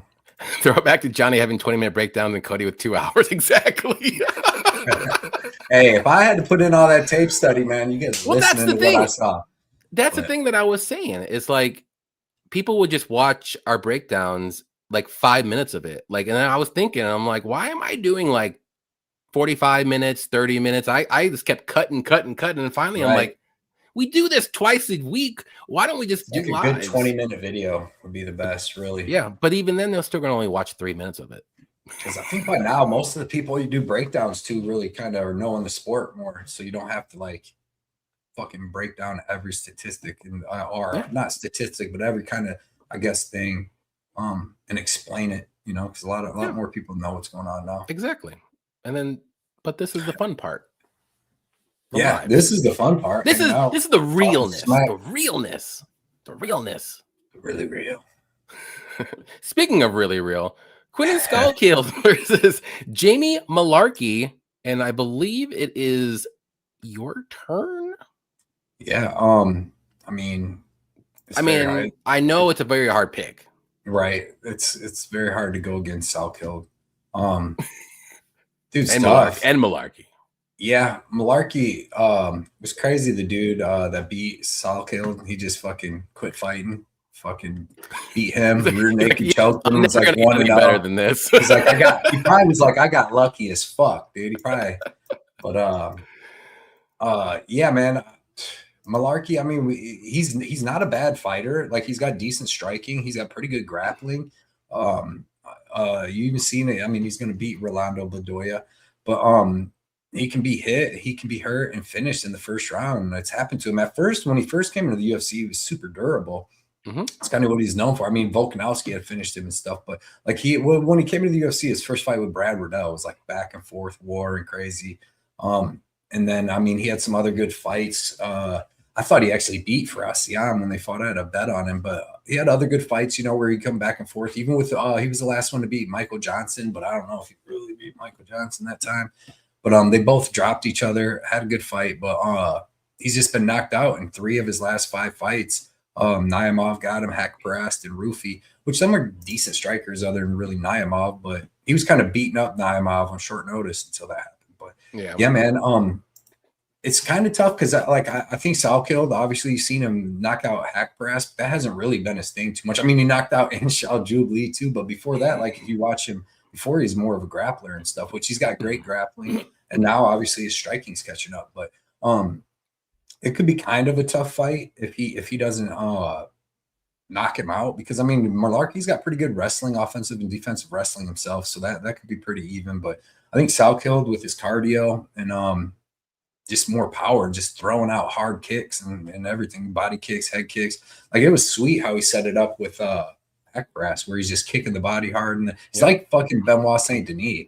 He's just throwing power, body kicks power, and then comes up to the head after a couple of them. But yeah, I got Sal killed. Hopefully he can just do what everybody else has been doing, catch Malarkey early on, and then get the finish win by knockout. Yep. Yeah, I got the same thing. I got him by first or second round knockout. It's just like Jamie Malarkey's chin's just toast. It really is. Like, he's a good fighter. He can wrestle. He's got good striking. He works the body well. He's got good combos. I like it. But it's just unfortunate that if he's a little too hittable and he's got no chin to back it up anymore. Yep. And you're fighting against some guy that has power. He's got good leg kicks. He can, he can mix in the wrestling, but he's probably going to keep it on the feet. And he's durable as shit. Good cardio.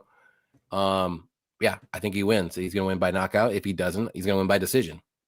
Either way, because I think Malarkey's going to get dropped at least once if he doesn't get knocked out. But Quinlan has the power. I think it's just going to be a knockout. So it's not going to be one of those like club and sub though. He's got good good club and sub. It's true. Jiu-jitsu. Does he only have like one sub though? I think he subbed Dom Mar twice. Yeah, it could be. And that dude's pretty good, man. So, but I mean, yeah, his wins, he's just getting better and better. Where's Jude Lee, dude? Why ain't he fighting no more? I know, right? A lot of people thought he was going to be a champion. But he's still got time. He's a young kid. He is very young. Young kid. I'm gonna put my tinfoil hat on though. There is a conspiracy that I will throw out here. So they're both Australian. What if Quinlan's like, Quillen's like, I don't really want to hurt him, but I'm gonna make it look okay, and I'm gonna win by decision 30-27. But I don't want to knock him out. I think if he can land that head kick, that knockout hack press, he'll land that again on. Well, true, but I think you try to kill him. What do you think about this? Is where I'm headed towards. The over Quillen by decision. If it turns into a grappling match, we just saw Gutierrez go to decision. Yeah. I mean, if it turns into a grappling match, like for a lot of the fight, which maybe Malarkey shoots takedowns because both of them are grappling. Yeah, but Quinlan's got a good. I mean, I think it's like, what's your one boy, your dude you love, Shannon Ross, your twin brother? It's like, man, dude, I don't love him. What are you talking about, man? I don't care if he's my brother. I don't love him. I don't love him. Turkish Delight, 2027 champ. That's what you were saying. How can you have a nickname Turkish Delight when you're a freaking Australian? I don't care if he has Turkish descent. Turkey, yeah. But yeah, man, dude, which makes me don't like him even more though. Like Sal Killed is obviously a dude that fucking he's on the rise. He's fucking big up. I think the UFC knows what they're doing here. They definitely don't want Malarkey to win this fight. I think they want another big, fancy, fast knockout. And Quinlan, I mean, he should get it. Like Hack Press is a better striker than Malarkey, so he should be able to land something. Yeah, probably. Fuck yeah, he is. Malarkey's like mid everywhere. But with Hack Press is like he's just not. Dude. SK, remember that over 1.5? Johnny's like Shannon Ross is gonna knock out. Who did he get? He's like he's gonna knock out. That was it. Gabriel Jesus, no, the dude that Tyara beat up on short notice, I believe. That Hung Park or something like that, maybe. Oh, Hung Park. I called that over 1.5. It went over by like 30 seconds. He got knocked out right away. He's like, dude, okay, I made it. Boom. Like, thank you so much, Shannon. Dude. Sava like Skull killed. He's gonna kill the gremlin. Kim Patchy says Skull could KO or on points. You know what? You are on to something, and I like it because you saw that as well. I like that as well. Yeah. What do you think is the hardest sport to make it in? Baseball, football, hockey, or soccer? Like just to make it there? Like the pros? Like not just like minor leagues? Baseball. Basketball. That's true because there's not a lot of spots. Yeah, and but that's the same thing. There's so many people that play baseball now. Hockey, I'm sure. There's so many leagues. Like there's double A, triple A. Like it's hard to make it. Got like 1,800 people. I bet basketball probably got like I would say not very many, but and then you got to be a just because there's only 12 spots per team, and like 6 of those never really play. Football would probably actually be the hardest. You know what I mean? As far as just like making I it mean, to the you can make NFL if you're decent enough, you could you just gotta play be on tough special as shit in teams. that. Like basketball, you don't got to be tough. Hockey, you got to be tough. Soccer, I don't know much about soccer. I'm sure that's probably pretty tough too. I'm sure it But you is. just gotta I be would able to say run. baseball. Just gotta be I'm able gonna to go with run. baseball. That's crazy. Baseball. Effie, if you're in here, let me know if baseball. You think baseball too? UFC, no, they made it too easy to get in that now. Malarkey never got subbed and agreed. Round one finish, probably. I don't know how Malarkey does not get dropped in round one. I agree, unless he just wrestles and survives. Yeah, people's going for that 100K these days. Yep, Remdog's I like right. it. I like it. Remdog. It's funny. Good stuff. Wrong Zoo would have boxed him up. He was fighting. Sure. Oh, Salco. Yeah, that got canceled. Cody, who do you like in the Super Bowl? Seattle. Dude, I won big last week. I don't even bet on football that much because I hate it. But last week I was snowed in. So I put in a parlay with New England, the under, and then Seattle. And it was all three, not besides the under, all of them were greasy, dude. That New England game, 10-7, all that snow came. I'm like, I just bet. I just bet Seahawks. No, I didn't bet Chicago. I mean, I did, but I bet spread, right? Who did Chicago lose? Yes, they did because they only lost by 3, and I think they were plus 3.5 to the Rams. Yeah. They should. I just don't think they would have kicked one field goal. They would have kicked one field goal out of the 4 times instead of going for it like idiots. But hey, it's okay. I don't think New England's going to be able to run that much on Seattle. Seattle's so good. Seattle's defense is good, dude. So good. Pro tip though, if anyone's betting the Super Bowl and you like Seattle, just bet Sam Darnold MVP plus money. What about the other dude? Who? Sam Darnold's going to get 350 yards and 3 touchdowns. That's an MVP all day. Okay. The only way someone else wins the MVP if it's a super close game and like the running back has 3 touchdowns maybe, or like a defender gets a pick 6 at the end and that wins the game. Like that's literally how other MVP happens. But Myers, the kicker kicks like 8 field Jason Myers. Yeah, but that had to be a low scoring game, like 9-3, and he hit 3 of, like, you know what I mean? Like that would be the MVP right there. It's very rare. Usually quarterbacks are like MVPs all day. It's one of the even if the wide receiver gets a ton of yards. Because guess who's throwing the ball, and who also gets touchdowns when they're getting touchdowns. Greatest quarterback, Super Bowl quarterback ever, Ben Roethlisberger. I thought Malarkey was the only ugly duckling in Australia. Everyone beautiful there until the woman gets on steroids like Brazil. Brazilian. Soccer in Europe, definitely. Okay. I'd rather live my life as an NBA bench player. I would too. I would rather live my life as a backup quarterback. Bench players got that's the best job. Oh yeah, for sure. Or a kicker, just an NFL kicker. Yeah, or a kicker. Go out there and fucking kick. Punter. I'll be a punter. Punter is even better. Even better. Even better. There's no stress at all. You just punt the shit out of it. If it goes New England punter, dude. Fucking Seattle's got a badass punter too. Good team. Yep, good team. Pittsburgh he likes the Steelers. The Steelers. Baseball, no question. There you go. Baseball, you know what's up. Like to be good at baseball is tough. Like to hit a fucking 100-mile-per-hour fastball is fucking tough. It is wild, dude. Like I don't know because I can't fucking hit it. Walker might, but he needs at least 2 touchdowns, and you have to hope that Darnold doesn't have like a solid game either. That's the problem. But I don't think if you like New England? What if you like New England? You go Drake May. Drake May has to have an MVP only quarterback. Game. Is it only quarterback? Who's been winning the last quarterbacks? Yeah. I remember maybe it was like a defensive player because he got a pick 6 at the end, and was it was that James Harrison. Might have been. I can't remember if Harrison. I know. No, now I want to look it up. Did Santonio? No, I don't think he won it when Roethlisberger threw him the game winner. I don't know. I mean, he made a crazy catch, but it was like fucking Roethlisberger. Let's see. James Harrison had that 99-yard touchdown return against Seattle. I think it was against Arizona. Okay. So the last, I'm looking up. Okay. We'll go with the last 10 years. There's only been 3 non-quarterbacks in the last 10 years. That's 30%. Von Miller in 2016. He was a linebacker. He probably had like 3 or 4 sacks and a fumble and all that good stuff. Julian Edelman, which is kind of shocking.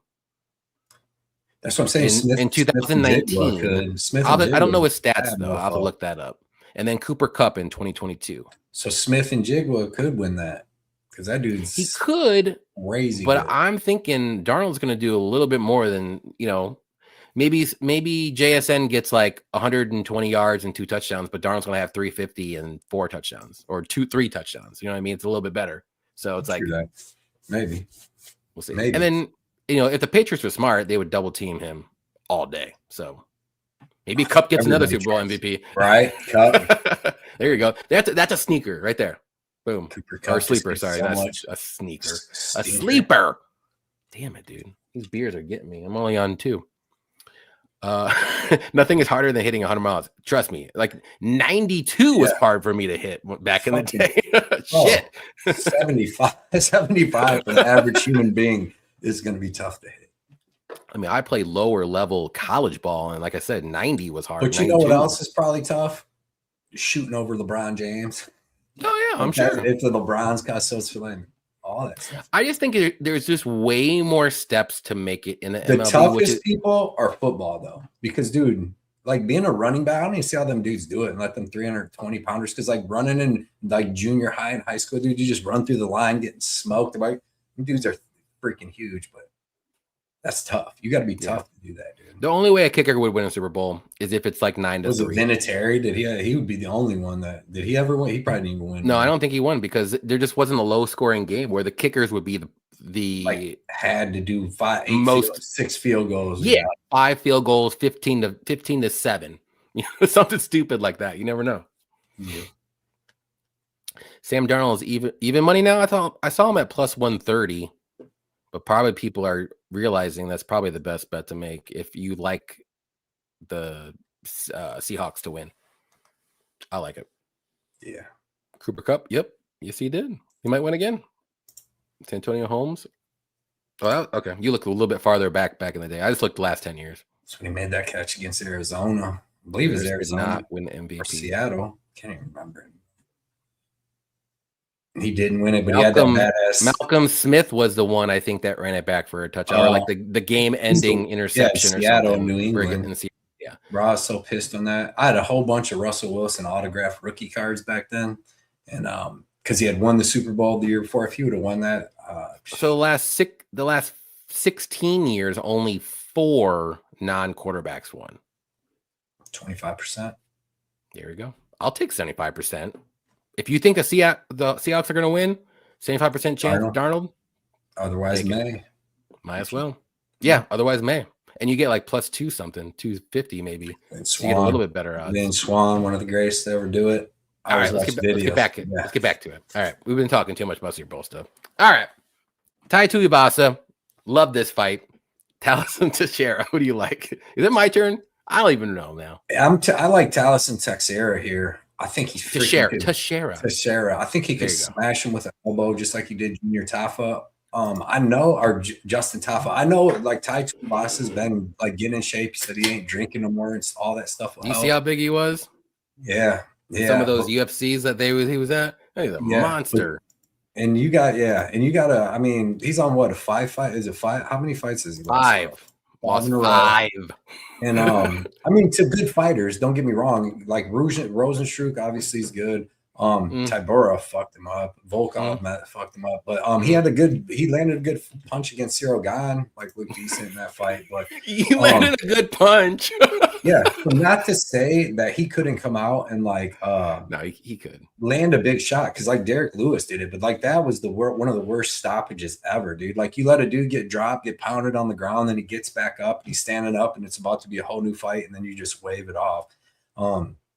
That was dumb, but and it was just weird too, because like Derek Lewis kind of like tricked him a little bit in that fight. Like he hit him and he thought he hurt his eye because Derek Lewis was like, well, and then he fucking snuck him with a big shot. But yeah, man, I can't trust Tuivasa, even though he's beaten dudes. Like all his losses are to dudes better than Teixeira. Teixeira's a big ass dude and he hits hard, and I just don't think Tai Tuivasa likes getting hit hard anymore, if I'm gonna be honest. So I think that if he takes, I don't even think he wants to get I don't think he wants to fight anymore. I think he might need to right now. And like that when Teixeira got him up against the wasn't there a fucking dude in wasn't there a dude in baseball that pronounced it the way I'm fucking saying it though instead of like Glover? No, they always said Teixeira. Is it Mark Teixeira? Is that what it was? He was on the Rangers. I think maybe he was on the Yankees too. Maybe, but anyway, I'm going with tall ass son. I'm gonna go with that dude. I think that Mark Teixeira. Yeah, I think that he's gonna land a big shot and get the win over Tuivasa. I just can't back Tuivasa. And how long has he been off for? Like a year and a half at least. Almost 2 years. Or no, a year and a half. I don't know. I'm taking Teixeira. I won't have no bets because these dudes are gonna be throwing heat. Yeah. No bets for me either, but I am going with Teixeira as well. I can't trust Ty. There's like, how can you? Unless you just really like the odds. Okay, I get that. Cool. But like, if you really think about it, like logically, it's like you don't know what he's really been doing. He's been doing a lot of stuff like with the brewery and stuff. He's showing up to UFC. He's not looking slim. Let's put it that way. He might even miss weight. Who knows?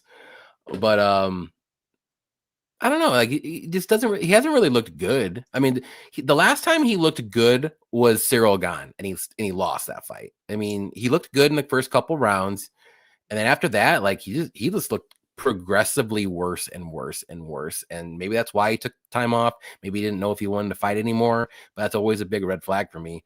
And I'm not saying Talison is the next big thing either, but he's dangerous. He's going to be super tall.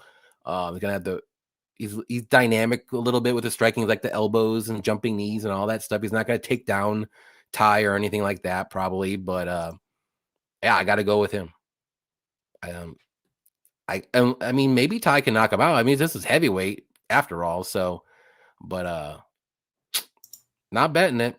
Not confident enough to bet it, especially at minus 350 or whatever the hell he is at. Yeah, ain't no way, boy. Teixeira has head kicks. He's got head kick knockouts. He's got elbow knockouts. It's not just like throwing bombs with his fist. Like he could do a little bit of everything. Ty did hit Derek Lewis with that big ass elbow. Yeah, minus 345. No way.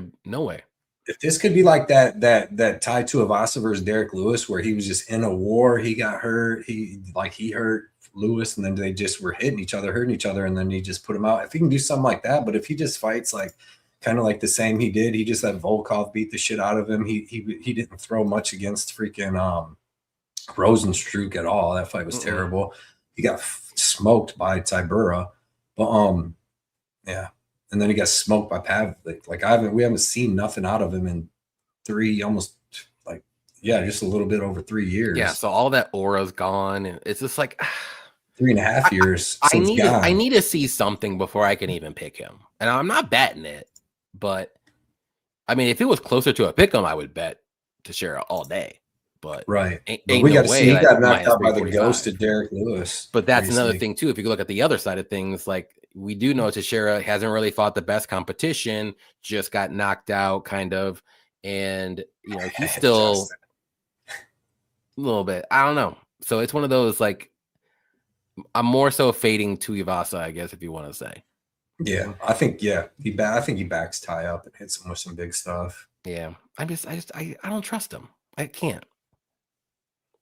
If you can, I mean, I don't know how, but more power to you, I guess.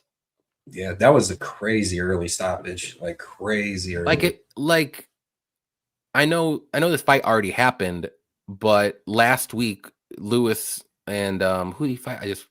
I'm drawing up Waldo. I had more faith that Derek Lewis would win this fight than Ty right now. And I know he lost in the way he lost. Like, if you take that out of it, and I was like looking back like a week ago, I was like, dang, Derek Lewis has a chance to maybe win this fight.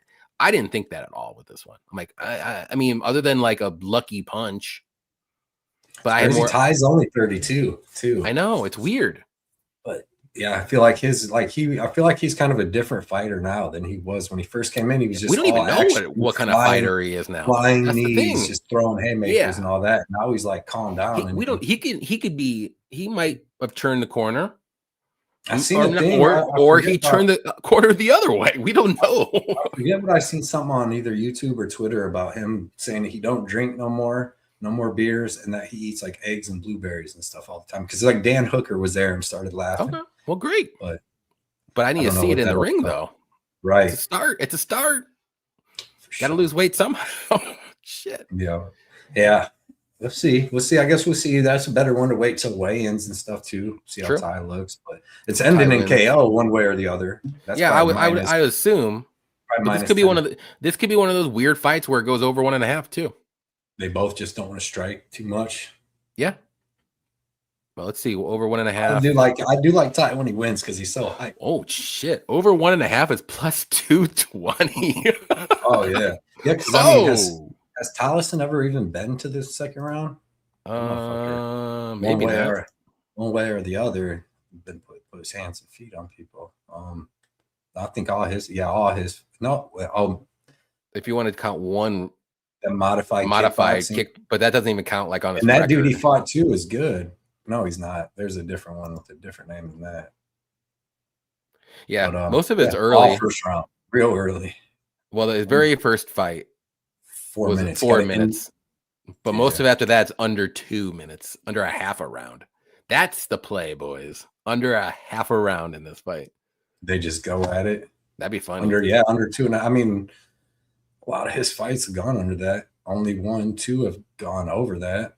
Yep. Shit, his last 2 fights ended in 35 seconds, both of them. Tollison has a glass chin. We'll see. It is heavyweight. So I give heavyweights a little bit more like leeway with the glass chin theory of chins being cracked, because if you're a heavyweight that can't knock out anybody, like you're only gonna go so far. And most of these guys, how bad they are, they all have power. So more so, we'll see. It's someone like Chase Sherman. Like when he first came to UFC, like he had pretty good boxing and stuff, but in like movement for heavyweight, but he had no power whatsoever. So he would like beat up on dudes a little bit, and then he would just get hit with a big shot eventually. Let's go, Robert. Robert said he watched every minute of our breakdowns. Thank you, Robert. All of them. I appreciate Robert, and he was here every single Wednesday. He was. And Friday. Fights. Remember when we used to do two live shows and a breakdown video? Yeah. I'm telling you, everything changed, dude. When I didn't even like, my shift went away in paint on the 5 days a week I was in. And man, when I went to these other ones I had to go to A crew, then I went to C crew, and I'm like, dude, it's so hard to get off it. But now I just work the weekends. Before it was just every day of the week, but I would work like 10 at night to 6 in the morning. Yeah. We got Shady up in the house. What up, Shady? What is going on? Look at these queer baits. Let's go. Love it. You know he loves looking at us. Yes, sir. Shady's been great, doing great. Tua turn a corner as much as Kevin Holland turn a corner. Fucking Kevin Holland. Jesus. Yeah, I'm never picking him again. Fuck that. Dude, I had a lot of money on with him against D-Rod. Yep. Never again. Terrible. Yeah, never again. You can't trust him. Nope. And I barely could trust him before that.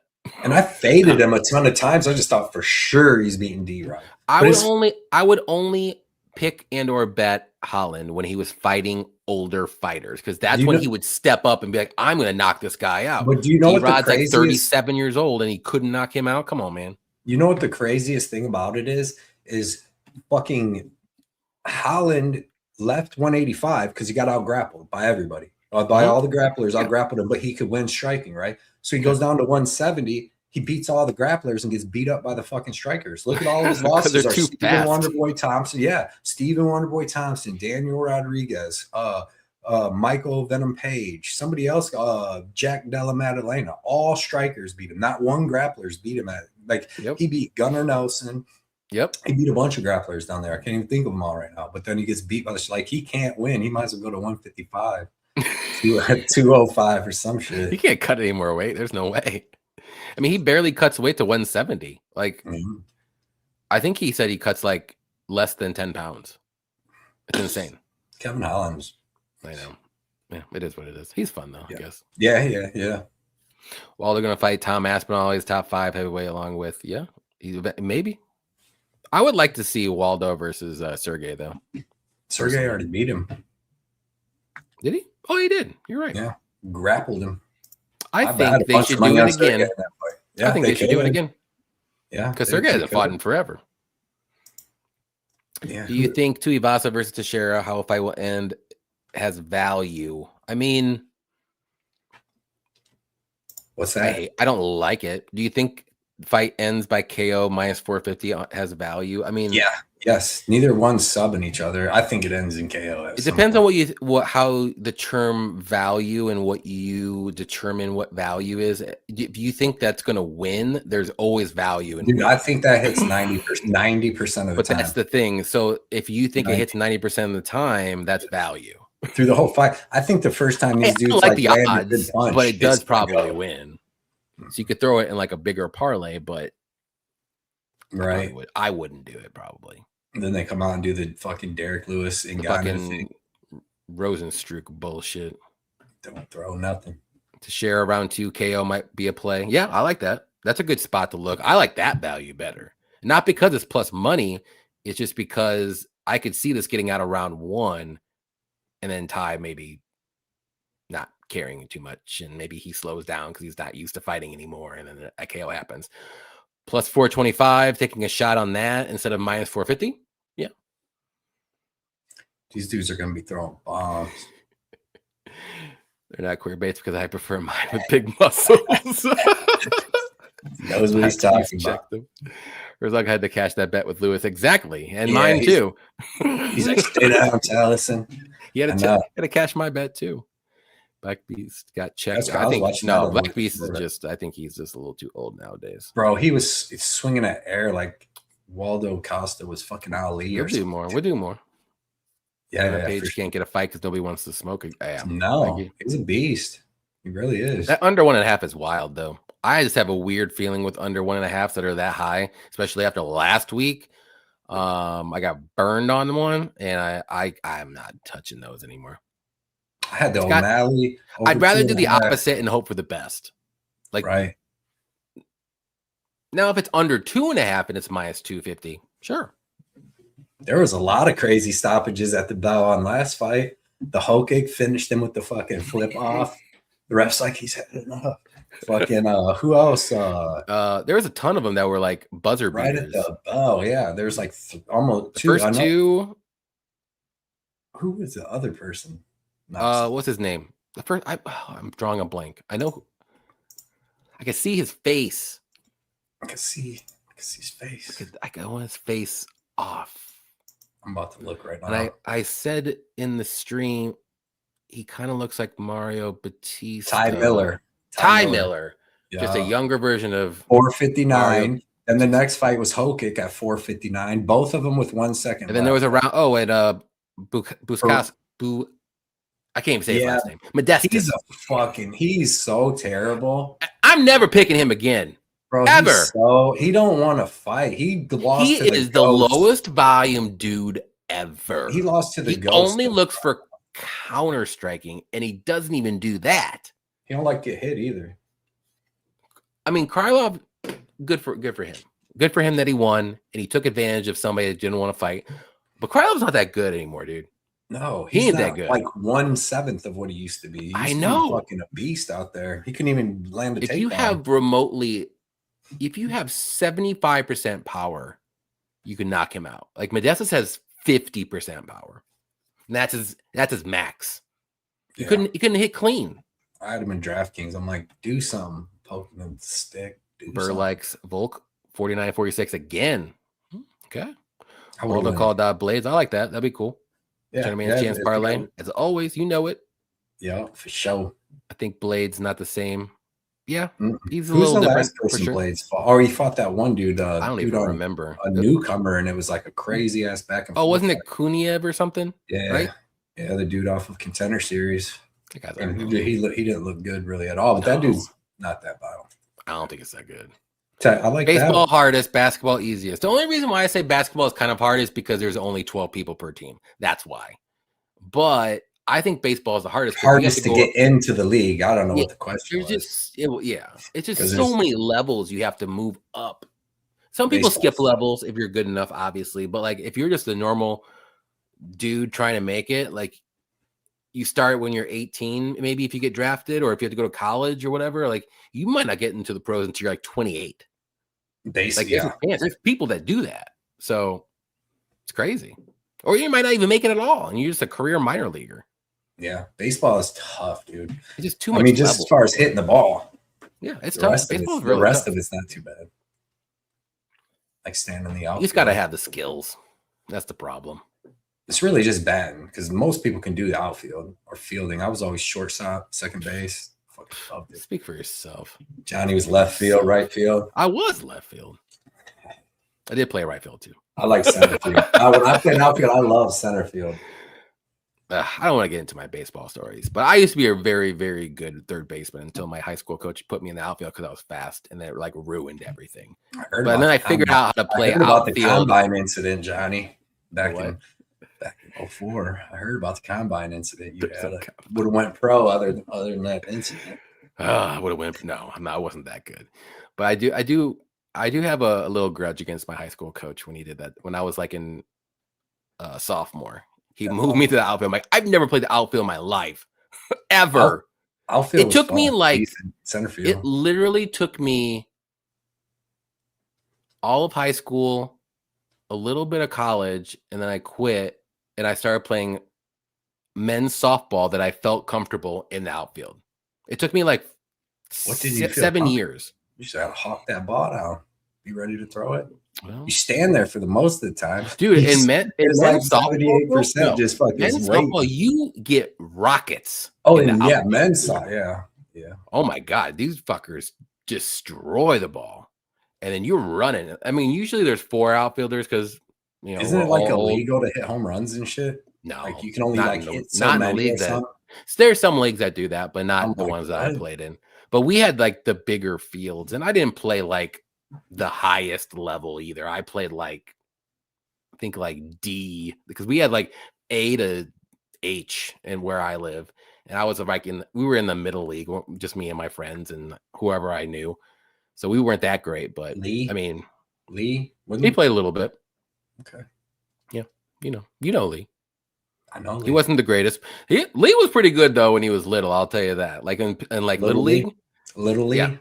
Little Lee. Little League Lee. That's what we used to call him. I'm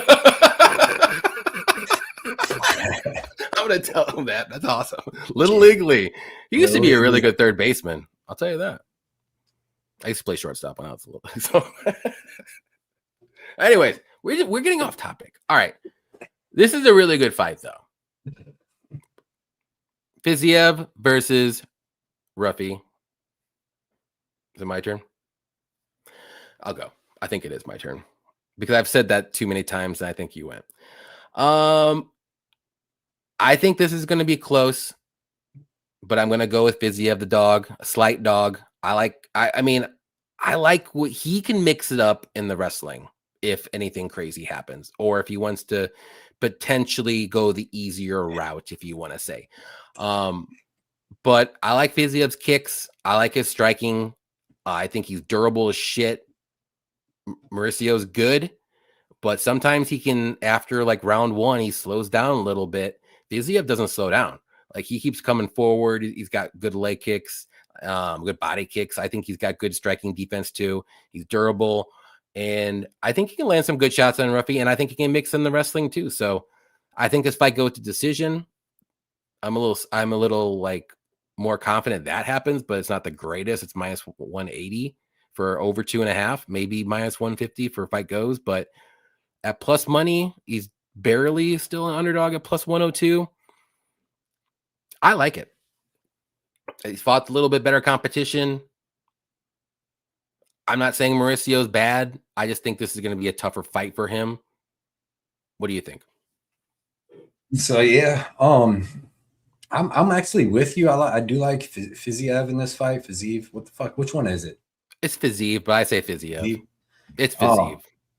That's the shit that's fucking me up. But so I actually do like him because I feel like his movement, he's gonna be a little fat, even though fucking Roofy, whatever. I say Roofy. Yeah, that thing too. Because some of the fucking Brazilians like Roofy, Ruffy, they don't. Yeah. but it should be Huffy if he's from fucking Brazil. That's what we were told the whole MMA growing up. But he like he's fucking phenomenal. He's a good striker.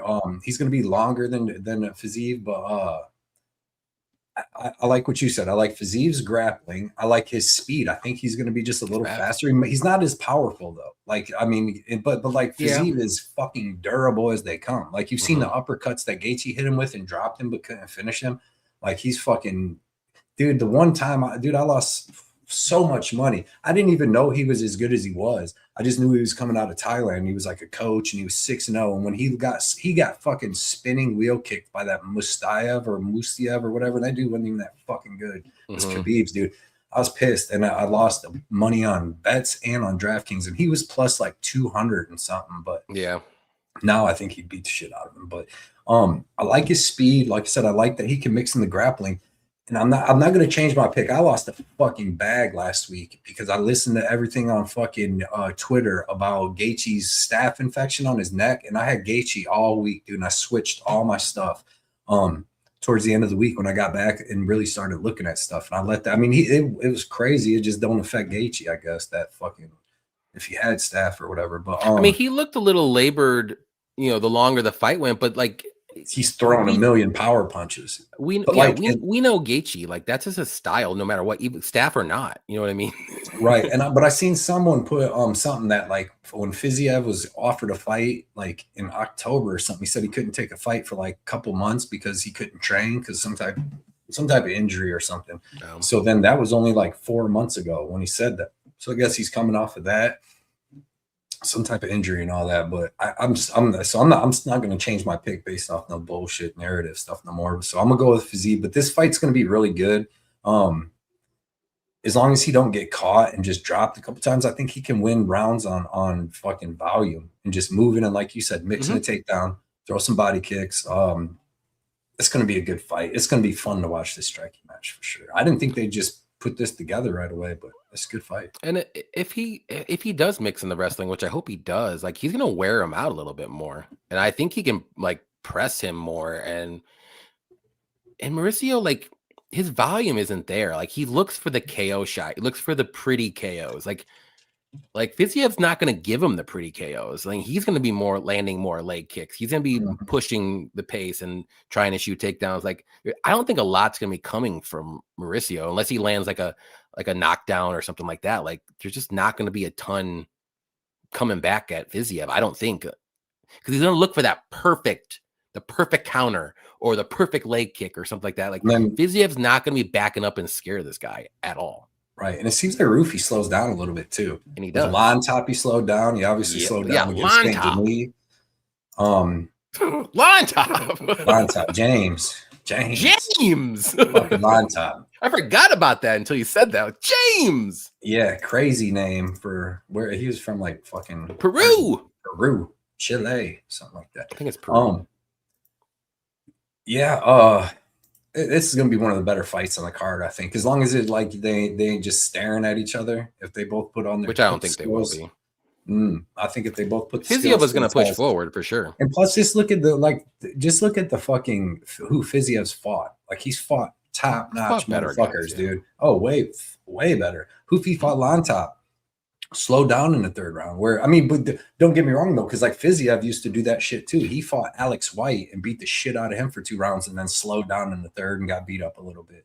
And another thing too about Fiziev is he don't wear damage well, dude. He gets fucked up. Like his eyes get fucked up, his nose gets fucked up, like he starts swelling a lot. But I'm still going with him. Yeah, I agree. I like it. I'm glad we're on another dog. Look at us. Yeah. Who would have thought? Saba likes Fiziev. I'm gonna say Fiziev. I'm gonna get that out of my brain, that Fiziev, even though it makes sense in my Which mind. one is it? Fiziev? It's Fiziev. Yeah. Ugh. Shitty likes the whack Bulldogs Fresno State. Okay. Yeah. Nice. It hit me the other night. The longer the fight goes, advantage Fiziev. I agree. All day. 100%. Yep. Saint-Denis got him. That Brazilian hasn't fought anybody. Agreed. Yep. Fiziev is probably the better striker here. Yeah, I think it's close. Overall. What's his name has more power, I would say.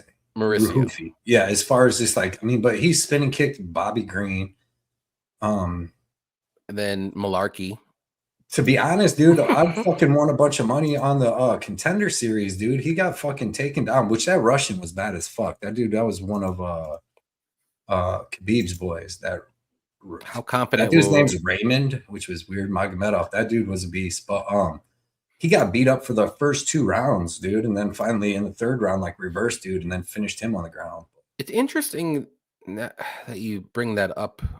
How confident will Mauricio be after that big loss against Benoit Saint-Denis? I don't think he's gonna be worried just because that was grappling. You know what I mean? He don't got to really. But isn't like, I just reminded me, isn't Fiziev like the striker version of Benoit Saint-Denis almost? You know what I mean? Instead of the grappler, like coming at you. Yeah. But I mean, like it's just it's a little like kind of the same guy, but like just a little different. Striking, I believe. Yeah, but I still think Fiziev can wrestle him though. I still think he can. Yeah, but I don't know if he's holding him down and like fully, you know, getting a ton of control. Maybe not early. Right. Maybe later. Yeah. That's what I'm banking on. Yeah, I'm not that high on Hoofy, to be honest. I kind of was until I don't want to say the last fight because Benoit is pretty good, but like I kind of started seeing like he kind of needs a flash KO, and he's not going to win a lot of decisions. I'll tell you that right now. He's not going to win a lot of decisions. He's KO. He's KO dependent. So Derek likes Fiziev. No way anyone's gonna roofie him.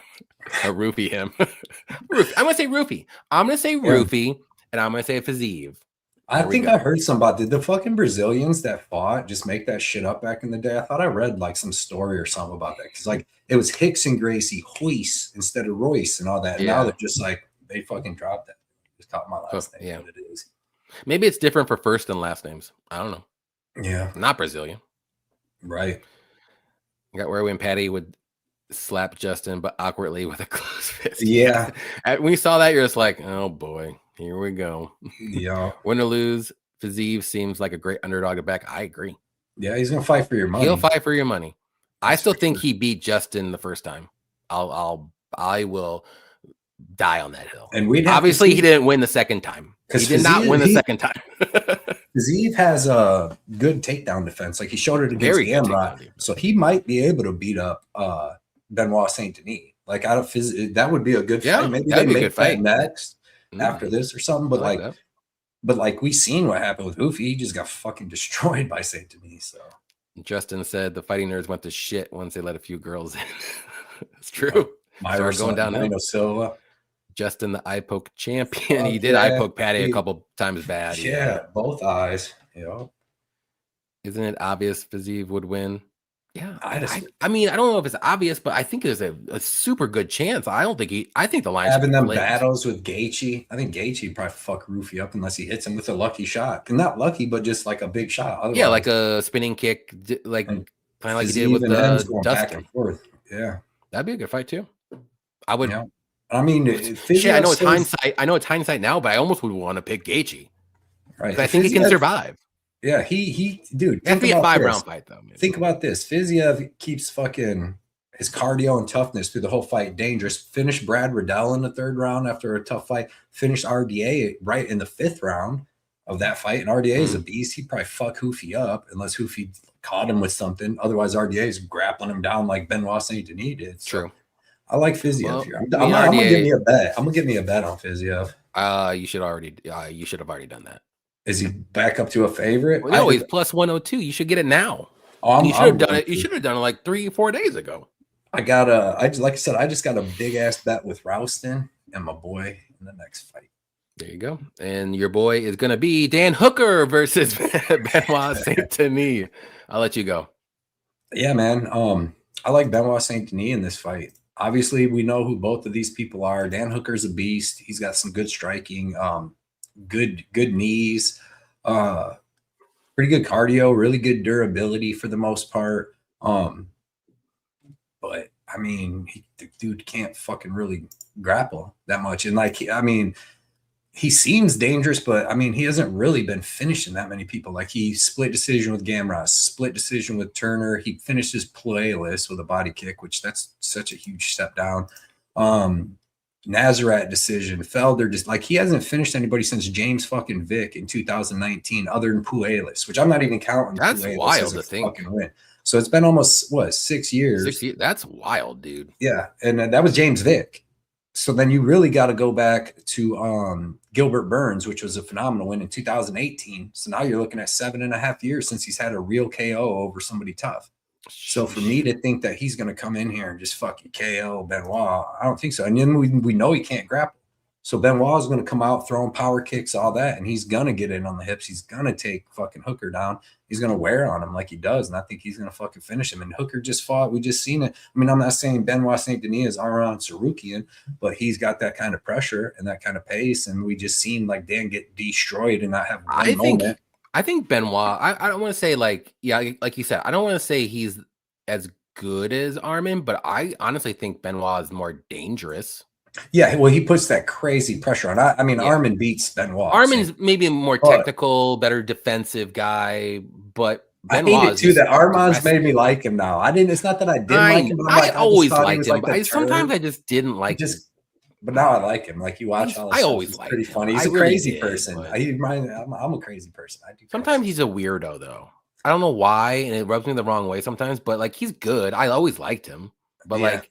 I don't like him because the Oliveira fight, but yeah, dude. Look, and you know me, this close. I won that 3,000. If his short didn't come off, Oliveira would have won that fight. Yeah, maybe. Dude, I won that. He was in that guillotine for what? 35 seconds. He was. But yeah, man, I won that DraftKings at 3,000 something bucks. That one when Moicano beat Benoit Saint-Denis. And I only picked Moicano because I'm like, maybe he can out-grapple him, and he's going to have better jiu-jitsu. I didn't think it was going to go how it went. But and Benoit Saint-Denis, if the doctor wouldn't, if his eye wasn't so fucked up, he was going to come back and beat the shit out of Moicano because Moicano was already gassed. Yeah, round one fucked up Benoit Saint-Denis, like to the point where I'm surprised they let it go for another round. But like Dan Hooker's not going to do that. He's not going to have the jiu-jitsu of Moicano to get on top and land. So I just think that it's going to be the same thing. I mean, anytime Hooker's fought, like people that want to come out, besides Gamrot, but he's not the same. He's got no danger on the stand-up, and he's not dangerous on the ground. He's not ground and pounding nobody. He's not choking nobody. So he just got to survive there. Jalen Turner gassed out in the middle of the second round when they fought. But like I said, he's not really that dangerous, dude. He isn't. He's not finishing people. 7 years was the last time he had a real knockout. That's crazy to even think about. So I'm taking Saint-Denis, and I think Saint-Denis is going to finish him like he does everybody. But I mean, it could get dangerous. The only thing that's real dangerous is Dan Hooker's knees. Like he does have good knees right up the middle, like he hit Gilbert Burns with 7 years ago. So you know what I mean? He's been in so many wars and took so much damage. Like Arnold Allen's put him out. Chandler's knocked him out. Like he's still a beast, but he needs to get in good fun fights. Then this is going to be a good fun fight because it's two tough dudes. It's just that the grappling is too much. So give me Benoit Saint-Denis. Benoit Saint-Denis and Cam Ralston. I got them parlayed with a couple other bets already hit on a couple things. I like it. I like that. Yeah, I'm on Benoit. Shocker. I think he finishes him. I just think he's better. Dude, have we picked any different people yet? Or no, you picked Metcalf. I know his name is whatever the fuck, McAuliffe or whatever. McAuliffe. But that was, I think that's like the only one, even with big underdogs, dude. Even with like, I mean, I'm interested to see what you think in the next fight, though. But real quick, I just don't see how Dan Hooker wins unless it's something crazy, and he survives. And I don't think he's gonna be able to knock out Benoit, so he's gonna have to win by decision. He's going to get taken down at least 2 or 3 times, and he's not going to get up. And like the difference, like he was able to beat Poirier, was able to beat freaking Benoit, but that like Poirier has better, and he has better grappling too. It's like he uses that guillotine to stop the takedown. You could tell there was a big difference after round 1 and round 2, though. But when they get up, Poirier's always kept his crazy cardio throughout, and like he fucking legit has one-shot knockout power, and like he showed, but. I just don't think Dan Hooker, like I said, he ain't knocked nobody out in 7 years. Nobody good besides James Vick, and it's not happening here with Saint. It's just tough to pick Dan Hooker here. I know he's a fan favorite, obviously, and he's durable. He's tough. He's gonna fight for your money, but like Benoit is just a demon. He's gonna get him down, and he's probably gonna get a submission. Like, do you see a knockout on the feet? I don't, unless it's He ground could hit and him with pound. them power leg kick, power body kicks, dude. Benoit's got that's what he's hitting a hoofy with, dude. Fucking power. But body yeah, but kick. you don't see him like knocking out Hooker on the feet. It would have to be like a No. ground and pound or submission on the ground. Yeah, he's gonna wear on him, but them body kicks help him fucking hurt these dudes and slow him down. He did it to Bombine, he did it to Hoofy. He's got that power left, fucking power, but and he comes high with it. Benoit can. He's got a chin for days, if you want to say. And 3-round fight. I like Benoit. I mean, we've been seeing what happened with Dan Hooker when he grappled. When he I'll say second round finish. Maybe he survives one round. I know Armin was able to get him out of there in round 2, but I wouldn't be shocked if it's round 1 either, to be honest. Benoit starts early. He's an early starter. He gives 0 fucks. And I just think Dan he can survive one round, but it ain't gonna be much after that. Let's put it that way. Yep. Just me. We'll see. Shitty has a bet on Benoit inside the distance. I like that. Horiguchi. I like it. Horiguchi's a beast. Is he fighting next week? Is he fighting soon? He's fighting somebody that's not even as good as Tagir. I'm pretty sure. Time? Yeah, I think he's fighting because I thought he should get really honestly almost hitting hard on Benoit, home court advantage. Yeah, but I don't think it's gonna matter, unfortunately. Dan Hooker will get choked. I agree with that. Benoit went into Moicano fight without a game plan. Amir Albazi. Albazi's not good anymore. Good after bet, all the stuff. I like it. Yeah. I mean, that's a good point. Benoit went into the Moicano fight without a coach. 1 second. But do you guys like Benoit double chance? Yes, I do. I don't think points are going to happen. I think if it does go to decision, I mean, Hooker has a good chance of probably winning that fight, but no, I think Benoit finds it. Honestly, I think it's going to be a submission. But if you want to be safe, just in case, do the KO and submission. I like that. We were on the opposite of a couple of the Road to UFC ones, but I don't really count those as real fights. I know they're going to go against my picks, unfortunately, but I don't want them to. But yeah, usually me and Cody are like way off, and especially with underdogs. I have a lot of underdogs on this. I'll pick, and so we'll get to one more though. Benoit is going to murder Hooker on Saturday. I agree. I love the second round look for Benoit. I like the second round look too. I think Dan survives, but it wouldn't shock me too much if it's round 1 either, because Benoit starts quick and fast. Has Charles fought Benoit? No. And I don't want him to. Don't even put that in existence, please, and thank you. Baby Blood. Hi. What's going on? Are you ready to pick some fights? Yeah. All right. Is it crazy? She's 7.5 now, and she's doing this since 4.5. 4. Yeah, I remember when you were 4. Yep. Barely able to say a name. Yep. Now let's get it. Look, everybody's saying hello. Everyone's saying hello. Hello. Look at that. There you go. Let me get this situated here. You want to bring it up on your screen? Yeah, I'll go ahead and do it. Okay. All right. Let me make it bigger. Hold on. We got to do the main event. We might as well do the top 3. Let's just do the top 3. I like that because those are the 3 best fights. Yeah, for sure. Here we go. All right. Who you like here? It's kind of blurry a little bit. Is it?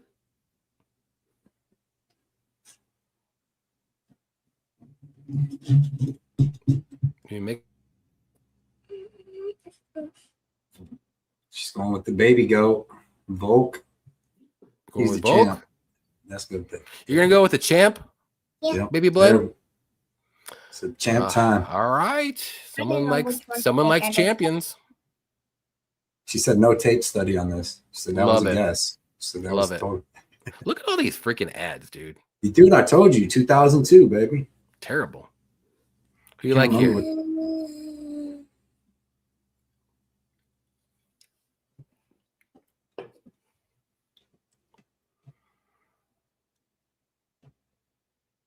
Why you pick him? He looked tough.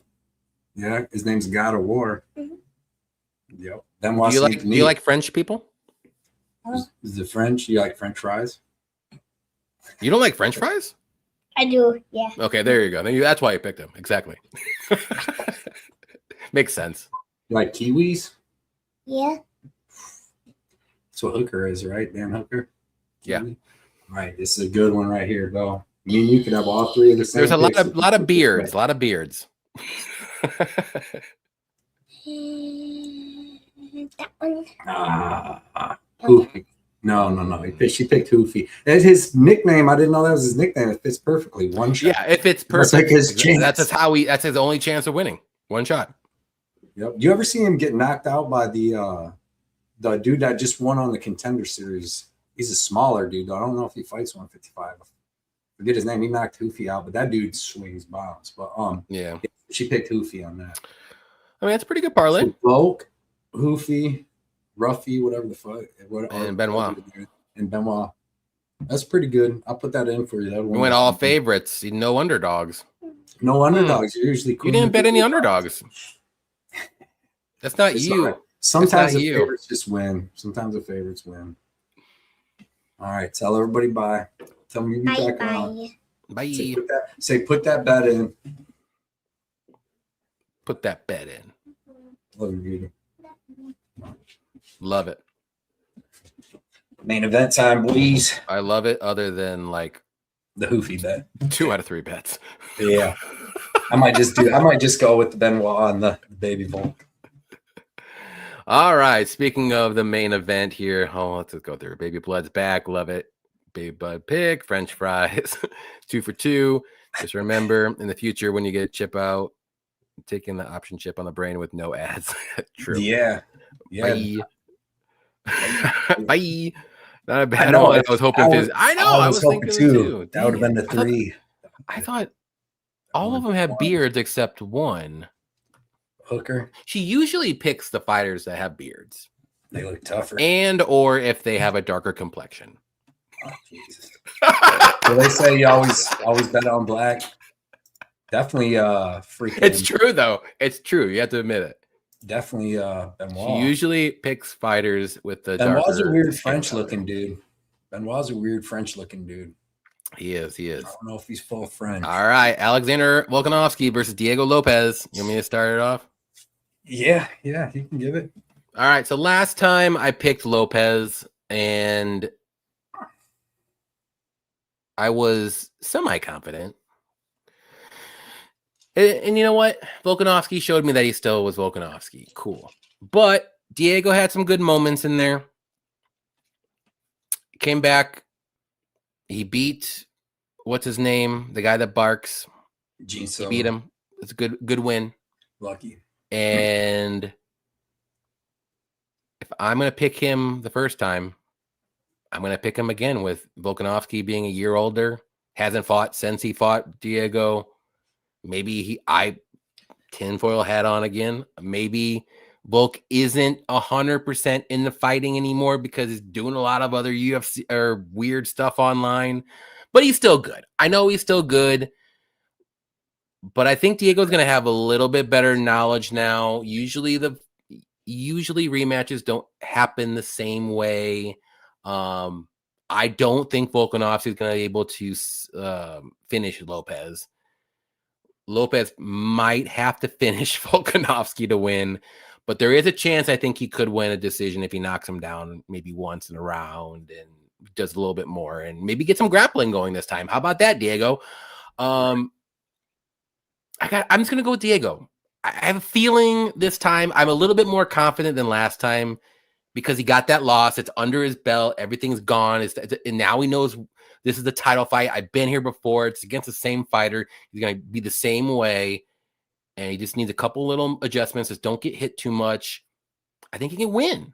So give me Lopes, underdog again. I think it's going to be a close fight either way, though. I can see Volkanovski winning. This is just a gut feeling. So don't, hate on me or anything. But if I'm going to pick Lopes the first time, I'm not switching my pick. Fuck that. Anybody switches their pick from the first time, terrible. So if you picked Volkanovski the first time, did you? Terrible, sir.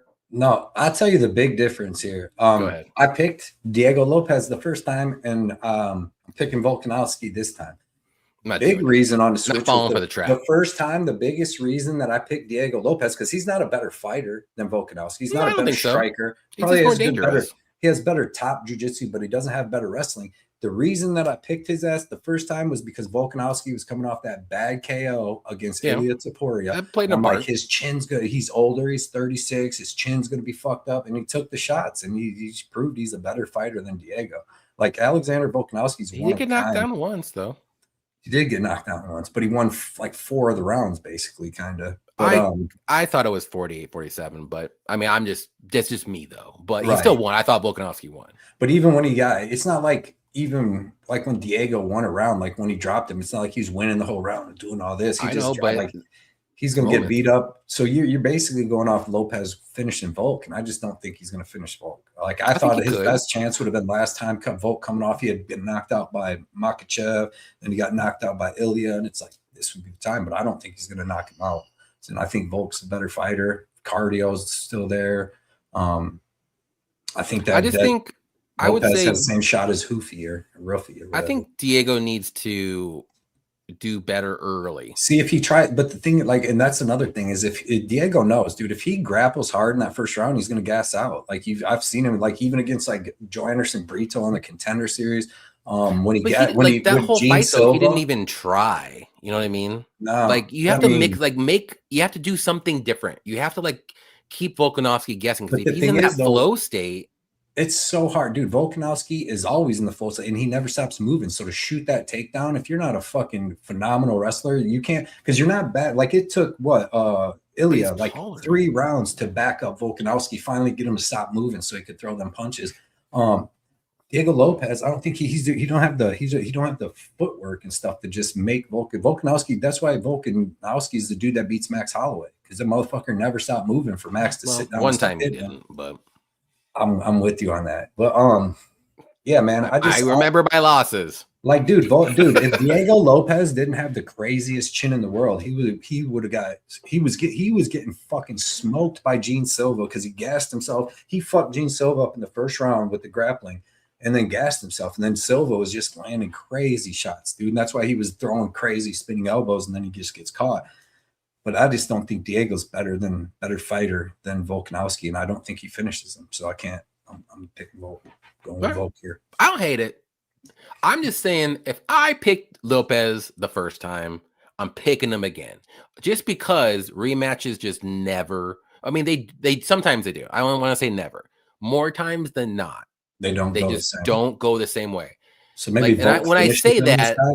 And when I say that, though, I mean, like, Volkanovski won by decision. More than likely, Volkanovski winning by decision is not going to happen again.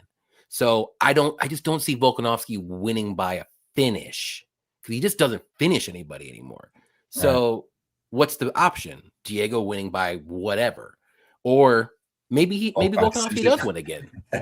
You know, but it's not like every like system, if you want to say.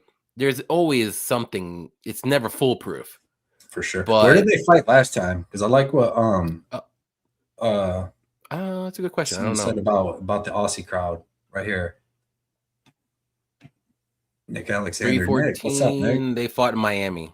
They had a different thumbnail. What's up, Nick? Yeah, where'd they fight? Miami. So this is hometown Volk.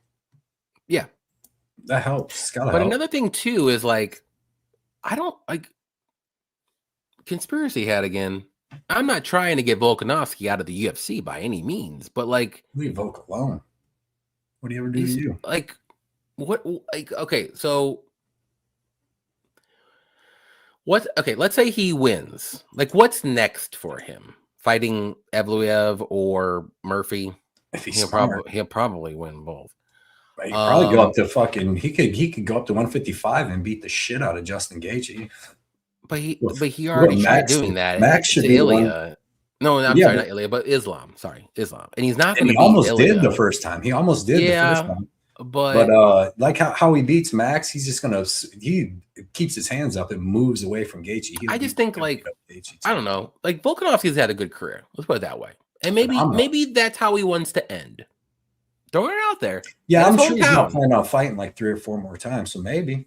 In his hometown. I think if he wins, I think he fights one more time at least. He could beat But if he loses, there's still don't more be surprised, guys. I'm just telling you guys, don't be surprised. I'll cry, but don't be surprised. No, I think he can fight for another year or two for sure, at least. But I just like all the stuff that he's doing outside of fighting. Like, I know he's still training and stuff. That's cool. But like, how determined is he? I know Lopez is determined, especially after losing to him the first time and seeing like how hard he took that. It's just going to put a little bit more motivation. And I think he's going to deliver a better performance, whether he wins or loses. So. Dirty Red says Volk's about to tune this guy out by decision. Look what it's okay. He might. And then, there's always odds and ends. I mean, I would have won so much money on DraftKings. That night when Diego Lopez lost to Volkanovski, I was freaking killing it because I had Dominic Reyes as a big underdog and he knocked out Krylov. Then I had somebody else as a big underdog too that freaking won. And the only thing that lost, like I still won a bunch of money, but was Diego Lopez. Like I was 5-0, and if he would have won, I would have won like $8,000, like 1,500. Crazy. Yeah, Volk can't take. He don't cut no corners. I don't think I think his head's all the way there. I think he's one of the greatest champions ever to do it. I think that. Yeah, I mean, you might be right about the retirement, though. You could be right about that because I'm sure he's getting paid like a mofo. I mean, but another thing he's too at is home like, in front of his people. What do you have left to, like, like achieve? I guess if you want to say money. But I'm sure he's doing well. Yeah, but I mean, every time he fights, especially if you can get somebody like you can fight Mobstar next. Mobstar's not dangerous at all. Well, that's what I'm saying. You can get a fight with if he wins, I can see him fighting one more time at least. Murphy, but what if he loses? What if he loses though? Do you see him maybe retiring? Maybe. Yeah, because I mean, unless he's going to get an instant rematch, he's not going to come back and do it. I know the UFC likes to go to Australia at least once a year. So, like, I'm sure he would want to retire, like, in Australia. Right. And he's 37 years old. On a win, though. Maybe he retires then. I think that could be a good one. But like I said, I don't know.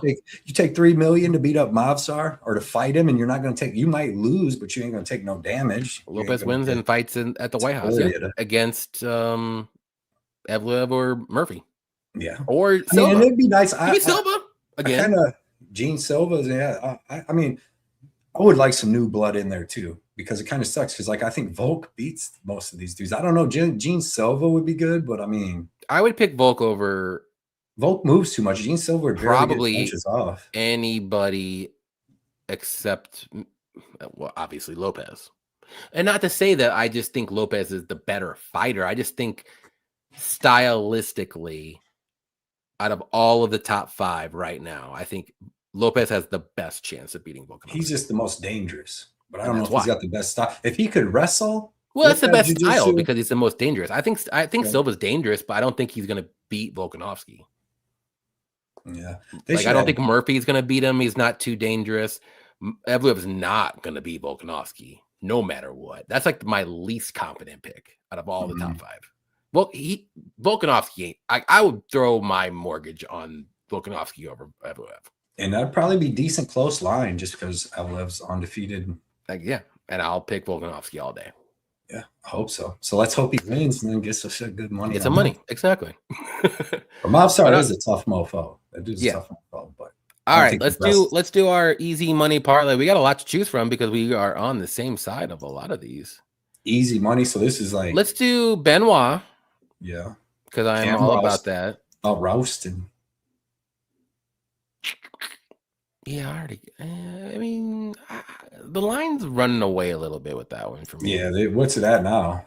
360 minus, obviously, but I still like Benoit at minus 340 though. I think he just destroys him. Yeah. So we need to find something maybe around what? Maybe your Billy Alicana. Yeah, That would be minus 122. What about the?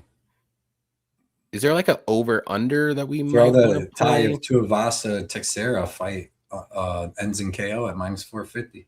No. But then you could just throw Ralston on there.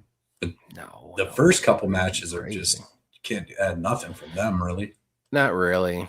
I mean, So I like would a maybe big do underdog one. I would maybe do Sebastian, but like that's I wouldn't want to call that an easy money parlay though. Oh yeah. What's that? What was that over 1.5 that I liked? What about what's Malkoon Finney over? Minus 210. So that would be minus 110. Yeah, I don't mind. Wait, just two. What that him that and But it's Benoit and over 2.5 for Malkoon, minus 110. I might be able to find it better somewhere else. But what about with Alicana? Or do you not? It's a little more. It's like minus 122. I mean, if you add him and do it 3-1, or you just want to do 2? I mean, I would want to try to do 2 if possible, unless we're really confident in 3. I mean, I think Ralston wins too. Okay, then we need another confident pick then. Say what? Then we need one more confident pick. What's the ones we're going with? Benoit, Benoit and Ralston. And Ralston, and then I mean, you can throw Alicana, or you can. What's the under in fucking Tai Tuivasa under 2.5? What's that, minus 800? I'm sure it's minus 9,000. So you might as well just go with the KO, and neither one of them dudes is subbing. But I mean, that's I like Ralston, Alicana, and Saint-Denis. It's not a bad one. I like that. As long as Alicana don't get hit with something crazy. But yeah, I mean, literally, I'm not. I don't know why I'm like scared, but I don't know. Don't be scared. What's this? I shouldn't be scared. Yeah, we should do. Kim says VSD, Cam, and Diego Volk. Yeah, start. Oh, yeah, that's not bad. Even start around 3. What's the over in that for over 2.5 in that fight? Yeah, I was looking at some of the like, over unders and stuff like that. I think that could be a good play with Volk and Diego. Yeah, because Volk's just going to be moving, sticking. Like, I feel like start round 3 is minus 300. That'd be plus 120. That's not bad. I'm gonna look at FanDuel real quick here because FanDuel usually has a little better odds for these things. What are you laughing at? Shady. Shady's. What are you doing, Shady? Said minus 235. Plus 99 million for Tua. Yeah. To be champ. That'd be crazy. Bam. Champ at heavyweight. Bam. Did they strip John Jones? Or yeah, they did. So it's Aspinall. I don't even know if he's gonna fight this year. He might not fight at all. Probably strip him. So if we do fight starts round 3, Benoit, Ralston plus 137. I like it. Is that if you're trying to get to that plus? Because like Kim said, start round 2 is minus 104. I mean, it ain't exactly, but it's 5 minutes less. It ain't exactly plus money, but it seems like a lot more. What do you think about? Let me look at this real quick. Like over 2.5. DraftKings, you suck, dude, with your fucking props. I don't mind the over 2.5, yeah, because then that'll get it to the plus money. I like it. Yeah, let me look at the FanDuel. FanDuel has like better prop bets, like for odds. Like DraftKings is terrible sometimes with the odds bets. Yeah, I bet on Caesars a lot. Maybe. But the thing with FanDuel is they don't have alternate round props. They only do like fight to start round 2, 3, 4, 5, and they only have like over 4.5. Yeah. UFC, like the Caesars don't let you do nothing. They don't let you buy extra fucking rounds no more. Like they used to let me buy extra rounds. I don't even think I can do that no more. All right. Are you cool with that? Fight starts round 3, Benoit and Ralston. Or do you want to change something with Ralston? Just go to the 2.5. And no, because that'll be even less. Yeah, that'll be even less. Yeah, I like that. I like that one. I mean, if you want to switch Ralston for Alicana, I'm more confident in Ralston, but let's do Ralston then. Okay. No, I'm like on par with Elikana and Ralston. I might be a little bit more worried with Elikana, I think, just because Cody Brundage.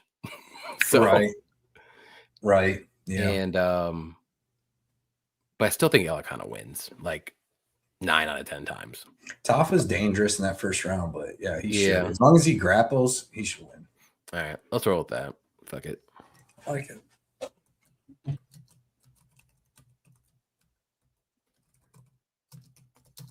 Let's see.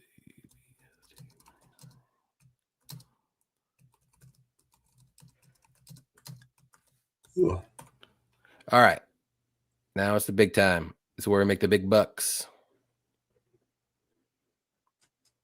The crazy. I am going to say Benoit Saint-Denis. Inside the distance. Inside the distance or sub. Sub, we can get a little more juice. Yeah, I think that plus 165 for the sub and minus 130 for inside the distance. So Hooker's been KO'd 3 times, subbed 4 times, and when he grapples, goes against grapplers, he likes to get subs. Saruki triangled him. Islam Makhachev Kimura'd him. So when he does go against a grappler that's better than him, he likes to get subbed. So, and Benoit Saint-Denis likes to do rear naked chokes or head and arm chokes. Yeah, because Dan Hooker, before he gets pounded out and just rolls over and gives up, and lets him just pound him out, he's going to let him choke him. Yep. That's what Armin did, basically. I think that's what's going to happen, but quicker. Yeah. What about I like that. Let's do subs. What about Fiziev by decision? We should just do Fiziev money line. Period. Just money line. Yeah. I don't. Well, is there a chance he can knock him out? Yeah, there's a chance, but let me look at the decision prop. Plus 210. Sheesh. What's the KO? Fiziev KO is 480. Yeah, What if we did KO or points? It's nothing different. Literally, it's the same. I'm okay if you want to take a shot on Fiziev points and just something like semi-safe for the next one. Yeah, I like that one. Okay. You want to do a KO? Let's just do a fucking. Let's do a. What do you call it? Cycle thing. Taliesin Teixeira. Let's go with Taliesin by KO. No. Who you want to get the KO out here? I ain't trusting those fatties. Sal killed. Who knows? He could get KO or sub, I guess.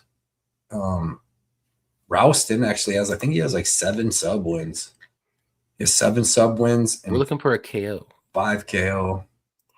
5 KOs. I mean, probably Teixeira by KO. Yeah, that's the only one. But it's minus 155. No, it makes sense because he's probably going to fucking KO him. Maybe 1251. I like that. I like that. Classic ties winning. Kloss is on tie. Okay. All right. Let me look one more time and see if there's a better KO prop that I may like. If we're not on Diego the same. Well, Volk by decision. Oh, you say that ain't gonna go down the same. Ain't going down. I think them 3, dude. You get Saint-Denis by sub. You get Fiziev by decision. Teixeira by all right knockout. You got me. It's all on the main card too. Yep. We're not gonna mess around with these prelims and road to UFC early prelim bullshit. We're going with fighters that we know. Show. Besides Taliesin. Well, that's going to be the wild card. Everything else should happen the way we say it. Exactly the fucking way we said it. It's going down exactly. Yeah, man. 1251. Here we are. There is our beer money parlay of the week. It's going to be a cycle. We don't always do it that way, but that's just how it ended up being. Since we already had a sub and we had a decision, might as well find a KO. Sometimes we just do all KOs. Sometimes we just do all finishes. Sometimes we just do all. You got to call that something. The sub decision KO. like the Psycho prop. Yeah. The Psycho, I didn't make it up. I like to call it just a triple play parlay. How about that? How about the fucking Psycho prop, bro? Psycho. And that's all three of them. I know, but someone else, Matty Betts already. Oh, somebody already uses that? Oh, is that the one he does? That crazy big bet that he does? Yeah. Makes sense. That's a good name. I think he started it. At least that's the first person I saw doing that and called it that. I'm like, that's kind of cool. Call it the Holy Trinity, baby. The Holy Trinity. I just do a triple play parlay. Just do three of your favorite props that are plus money there. That's what I call it. Triple play parlay. It could be a cycle. It could be all subs. It could be different. Whatever you want to do. I like that one. I like this one though. This one works. All right. That's it. 2.5 hours of glory, fun, beer drinking, talking about Super Bowls and other stuff, baseball and 2002 porn sites. 2002 porn. Yeah. Had better ads than Tapology. Yes. Less ads than Tapology. You have anything to say to our fans and guests of the show? Appreciate everybody coming out tonight. A lot of you guys was hanging out the whole freaking night, which is awesome. Makes me want to come back and talk some fights and stuff. Yes, big shout out to Mayrobs for the $20 dono and great job on plus $800 for the year. Already. Awesome. Oh, I think that was his last year. Oh, I thought he put another one that said he meant. Oh, okay. I'm just looking at this one. No, just everybody, man. That came out. Justin, Derek, Izzy, freaking everybody. Nate, Alexander, Shady. See some couple new people. Yep, see a lot of normal faces, which is always great. Fight Fiends came out. Dravi stopped by. It was a good show, man. Mushroom was here earlier, so just shout out Dirty Reg. Everybody, I'm sorry if I missed anybody. All the OGs. Yeah, dude, and it was a good show. Thomas, Ryan Jordan, Paku. Maybe sometime we'll do a fight companion. We'll do a fight companion coming up. Mm-hmm. We do some backstage ones and then some. Yeah, maybe we'll do a live one so everyone can hang out with us and they can see what we do in the backstage. Your channel will get destroyed. Take you off right away. I care about my YouTube channel. I don't care about it. Oh yeah, they can't kick you off StreamYard, baby. They can't kick us off StreamYard. There you go. No, I just appreciate everybody coming out. I had a good night. I haven't talked fights for a long time. Probably 2 or 3 times in the last year and a half or something, about a year and 15 months probably. So appreciate it. Had a good time, man. Everybody makes it fun. Yep. We'll be back next week. I don't even know what it is. I don't look too far ahead in fights. It's Bautista versus Oliveira. Vinicius. Lope Dog. Love it. I mean, he calls himself Black Dog, but I think he's got. Did you? Speaking of that, real quick, since it's at the Apex, did you see that they lowered the Apex? But is it bigger though, or didn't they? Yeah, they added more, and like it's not even that much more. Like you can sit at the very top for like $250, and it's like literally like row 6. Yeah, I'm down to fucking. I was like, I'm down to go to row 6 for $250 at the Apex, and I'll pay for my drinks. I don't give a shit. Yeah, if we can figure something out, we should definitely try that. I'm going to Vegas later in the year, so for sure. So yeah, I want to go to the Oliveira Holloway fight. When is that one? March 7th. You're a glutton to see Oliveira get that ass whooped, aren't you? Bro, don't even go down that route yet. You know for a fact who's winning. 155 Max Holloway is unbeatable. I won't lose at 150. Yeah, he's gonna lose by submission to the great Oliveira. That's debatable. What's the line on that? I don't even care. It's Oliveira all day, and I'm sure Oliveira is plus money because people are gonna sleep on him because he got slept by Ilya. Ain't gonna happen this time. He's just gonna get boxed up. He can't land no takedowns. No, he's not. He's gonna fucking go for a takedown. Yes, he is gonna land to eat. Dude. Bro, Max is big and fast at one thing. You see what he did to Gaethje? That was an all-time career performance. That's the champion of the whole world. Because nobody freaking grapples and tries to grapple Holloway ever. And guess who's going to? Charles Oliveira? Yes, sir. That motherfucker. I think. How many subs does he have in the UFC, Cody? The most. Yeah. Max got subbed by Conor McGregor back in the day, so I guess it could happen. There you go. And Max was like 17. When was the last time that Max fought a grappler and or a wrestler? I don't even remember. I think he's fought some at 145. Who? Brian Ortega, Volkanovski.